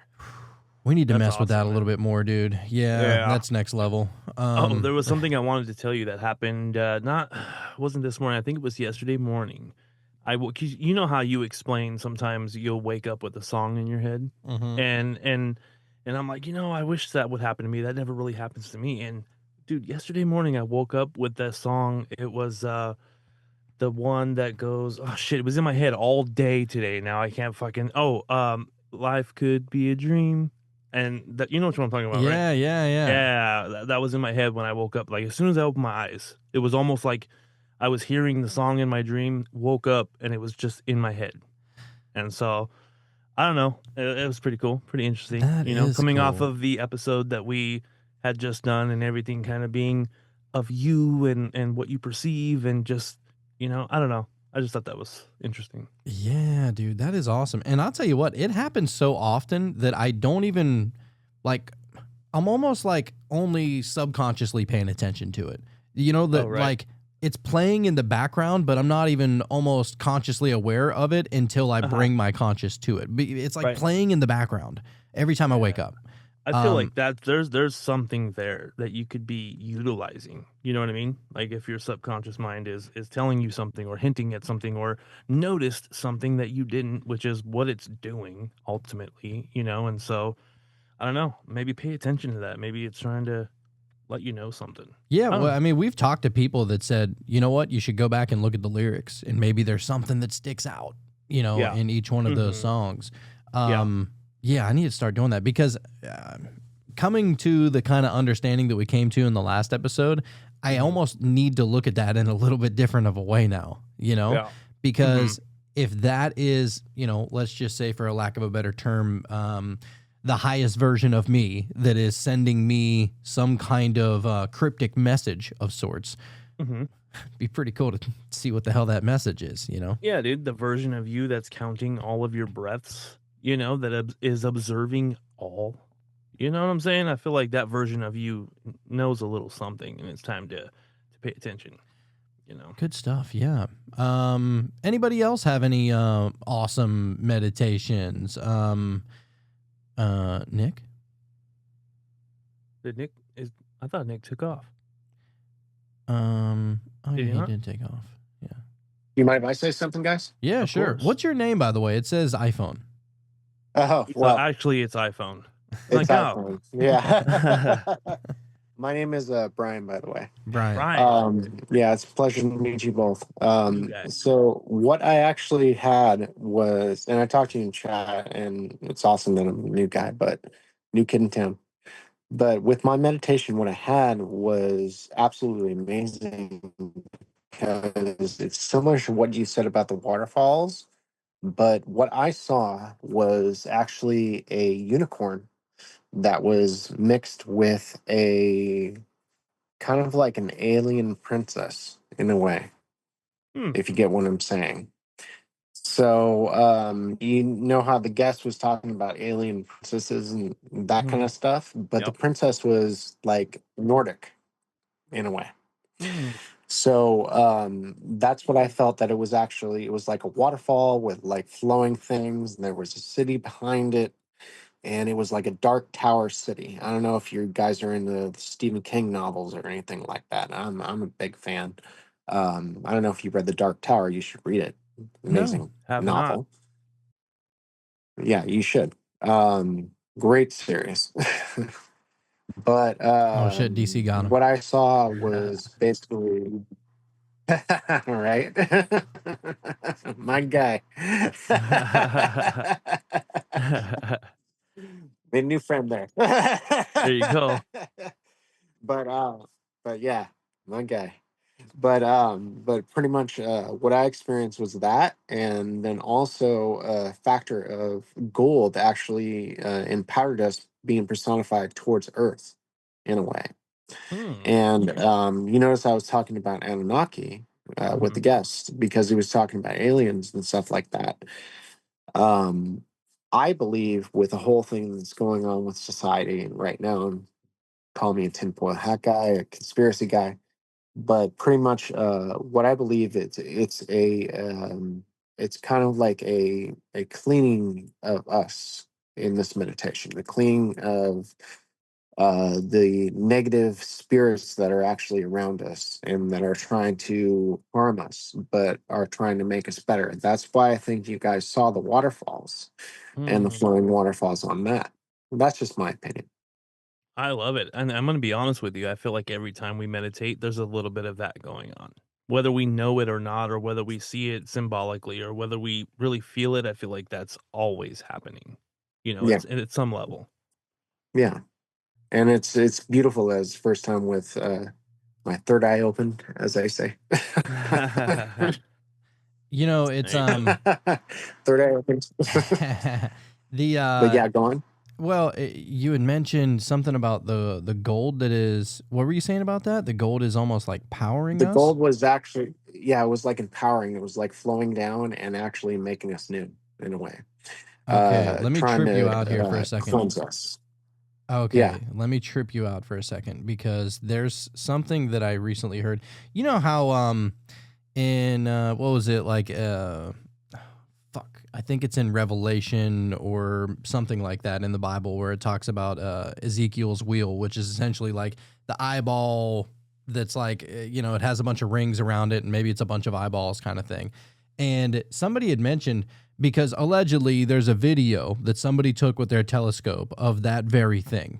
And it looks every bit of crazy and wild and almost scary. But then somebody mentioned, well, there actually is a hypothesis. I guess scientists came up with this idea that if you're trying to almost like protect your planet, in the future, you're trying to protect your planet, you'd have some kind of thing that would be bringing power into it, maybe for a dying star. If a planet is on its way out, then you're trying to conserve it. Well, if you're technologically advanced enough, you would create what is called a Dyson sphere. Yeah. And Dyson sphere. Yeah. dude, I maybe I looked it up before, but I was just holy shit. I mean, that's kind of crazy looking, right? I mean, if you think about it, like with the, are you talking about the angels with the all eyes? Yeah. Yeah. I've seen that before myself, in the Revelation books as well, because I've studied actually, ancient religion and that kind of stuff, which I hope to see you guys again, and I hope to talk more about that with you guys. Right. Like after the guests, of course. But with the ancient angels, like I feel that like we haven't discovered anything on like what the true biblical text has been telling us as of recently. Because if you study in Enoch and all that stuff, that's why I was asking about the Nephilim and all that stuff. So that shit is real. That shit is real. Well, that shit happens. And the thing is with the guests that I was talking about, like with the ancient aliens. I'm sorry to interrupt. Go on. No, go ahead. Yeah. But with the Nephilim, when he was, why I asked about Nephilim is with the aliens that he was experiencing with I guess the females that were trying to be with him. I mean, it makes sense, right? Yeah. Well, in Noah's days, I got diddled by an alien one time. That was fun. You were the little spoon, I think. I was little. Oh, I started out as Big Spoon, but then she was like, "You're doing it wrong. I'll show you." Right. Yep. That's what DMT does, doesn't it? Yeah. That was actually 4-ACO. 4-ACO DMT. Yeah, but man, I'm just due for a trip. But yeah, but honestly, this is Seraphim, I think it's called, right? Yeah, Seraphim. That's what I was trying to ask about him. I don't know if you saw it in the comments, but yeah, with the Seraphim. Yeah, it's supposed to be like an eye with rings and then wings. Dude, you want to talk about imagine looking at this while you're tripping balls. Oh my God, dude. Oh, dude, I can imagine. Like, what I saw on my first DMT trip was I actually did it in, where are you guys located? If you don't like, where did you try the DMT? I'm not going to tell you where you're located, but where did you try DMT, in the forest? No, I actually did it inside of a Airbnb. Oh, dude, you need to do it in forests. Because if you do it in the forest, you can see the moon gods and all that stuff, dude. Oh, well, Like, actually, I went full on internal. I wasn't looking out. I started out with my eyes open, and then our resident shaman said, "Close your eyes. You'll see a lot more." And so I closed my eyes. And I already kind of knew to do that anyway, just with all the different 4-ACO trips, because 4-ACO, it's a great time with your eyes open. Don't get me wrong. It's still a great time. But you close your eyes, dude. You are seeing something that your mind breaks trying to comprehend what it is that you're seeing. It's impossible to describe. But the thing is, like with DMT, it is impossible to describe, but it doesn't break your mind. It actually mends it. Oh yeah. I mean, the actual DMT that I did that one time, it was, well, I don't know if it mended my mind or just broke me, but well, I mean, like, look at what you're doing right now, brother. Oh yeah, I mean, there's been an absolute evolution of this show, and I attribute a lot of that to psychedelics. Honestly, like most of the stuff we look into, we're looking at it through the lens of our experiences with psychedelics. I've never done DMT. I've heard mixed reactions, and just hearing from you guys and other people, it's been uh like you literally mix like 50-50, you know. And I've done a lot of LSD, and LSD, every time I've done it, has just been a farce, like a laugh. And shrooms are even better than that, actually. So I Well, wouldn't shrooms even are recommend. Yeah, shrooms are the shit, dude. I wouldn't even recommend LSD. the shit, bro. Yeah. Yeah, the So Yeah, shrooms are the shit. You know why? yeah, They're fuck yeah. awesome. Yeah, DC I is right. Yeah, I but smoke continue weed a with lot too, so same here. yeah, But yeah, the mushrooms, I had really great experiences on mushrooms as well. I just can't stand that they last so damn long, dude. I'm not trying to trip balls for 8 hours, you You know? gotta plan it yeah, out, man. You yeah. know? You got to have a long weekend. Yeah. You know, Mhm. I got dishes to wash and shit. You know what I'm saying? Got shit to Like, do, I work man. at fucking Things- 6 to 7, man. Oh shit. 6-7? Is that a meme? 7. You've been hearing the 6-7 It's thing? not a 9 to 5. It's a. I work a lot of hours, man. Here in Canada, where it's torture, dude. I don't know if you guys have heard, but Yeah, it's I'm commie. sorry to hear that. help us. Y'all turn into commies up there, but Send me some money. the conversion rate But is nice aside from though. that, yeah, DC, I have to ask, like, how did you feel in your meditation, buddy? So which one specific? So sorry, what'd you say? What a. Your meditation, how did you feel? I felt kind of so I wasn't there for the whole thing, so I kept walking away. But I have like a short attention span, and that tends to happen. But the whole time I was there, it just every meditation I do, it just I can't help but to focus on like my family and stuff, and like my friends around me and stuff. So like every meditation turns into what I actually know to be like a prayer, right? Like and I can't help that. It's not like I'm trying to do that, but like so one time I was hypnotized by this amateur hypnotist, and he made me believe I had become a millionaire. And or sorry, multiple, there was 5 of us. He made us, the group, believe we became millionaires, and they were all like dancing and stuff, and I was panicking. I'm like, yo, where'd this money come from? Like, this isn't my money. Like, I was trying to ditch the money kind of thing. Like, and he was like, get this guy out of here. I'm like, did I do something wrong? Like, you know, like that was my first experience with being hypnotized. And I guess I fucked up. I don't know. He was like, yo, get this guy. Yeah, you gotta it is a lot easier for people that that don't have any issue with meditating. And a lot of people they have a real hard time of getting out of their own damn way and kind of associating themselves with their thoughts, and you can get beyond that. You know, you don't have to be your thoughts. You can just observe it. And I was just thinking, you know, at a certain point, you know, I almost look at it like this now. It's like you're either the observer or the observed. And I think that if you're trying to get to that inner intellect or that inner higher power or whatever, and that you do get to within a meditation, if you get, you know, pretty deep, you can be the observer, you know. Otherwise, you're just being observed. And observed, you know, you might say, well, I'm being observed by God, or I'm being observed by my ancient relatives or whatever, right? Or aliens, if you're talking to our boy Rupert. But it's like, I think that what's really going on is that there's both of those things are going on at the same time, and you can tap into either one of them. You know? That's it, dude. No, he's definitely right. Also, I'm the guy. Hey, like I was talking to like this is not recorded, right? I was talking to Psychic Shannon, like off air, like, and how she was like hitting on shit with my family and stuff. Like, I'm DC Pilgrim, bro. That's oh, me. Yeah. Okay. Awesome, dude. Yeah, We she got was closure. tapping in. No, it's really cool. Like, it's crazy, and I love that stuff.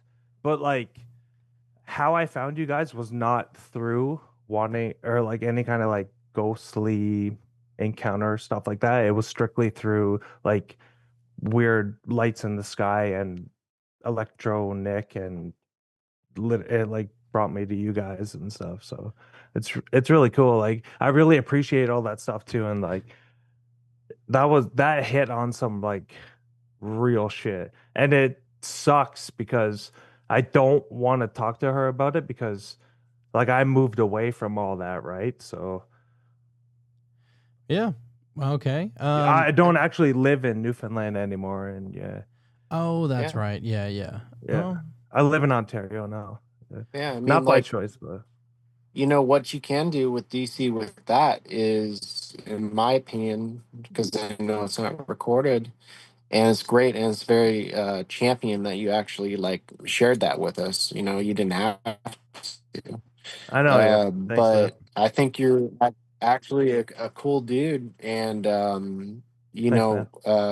why you found these guys and us, it was serendipitous. It was not just because you had to pay somebody for it. It was because it was meant to happen. Nah, That's it, dude. it's dude, have it's you ever fun. seen that movie called Serendipity? I have not. That Yes, is a sir. movie, dude. That is I'm an gonna check it out. awesome movie.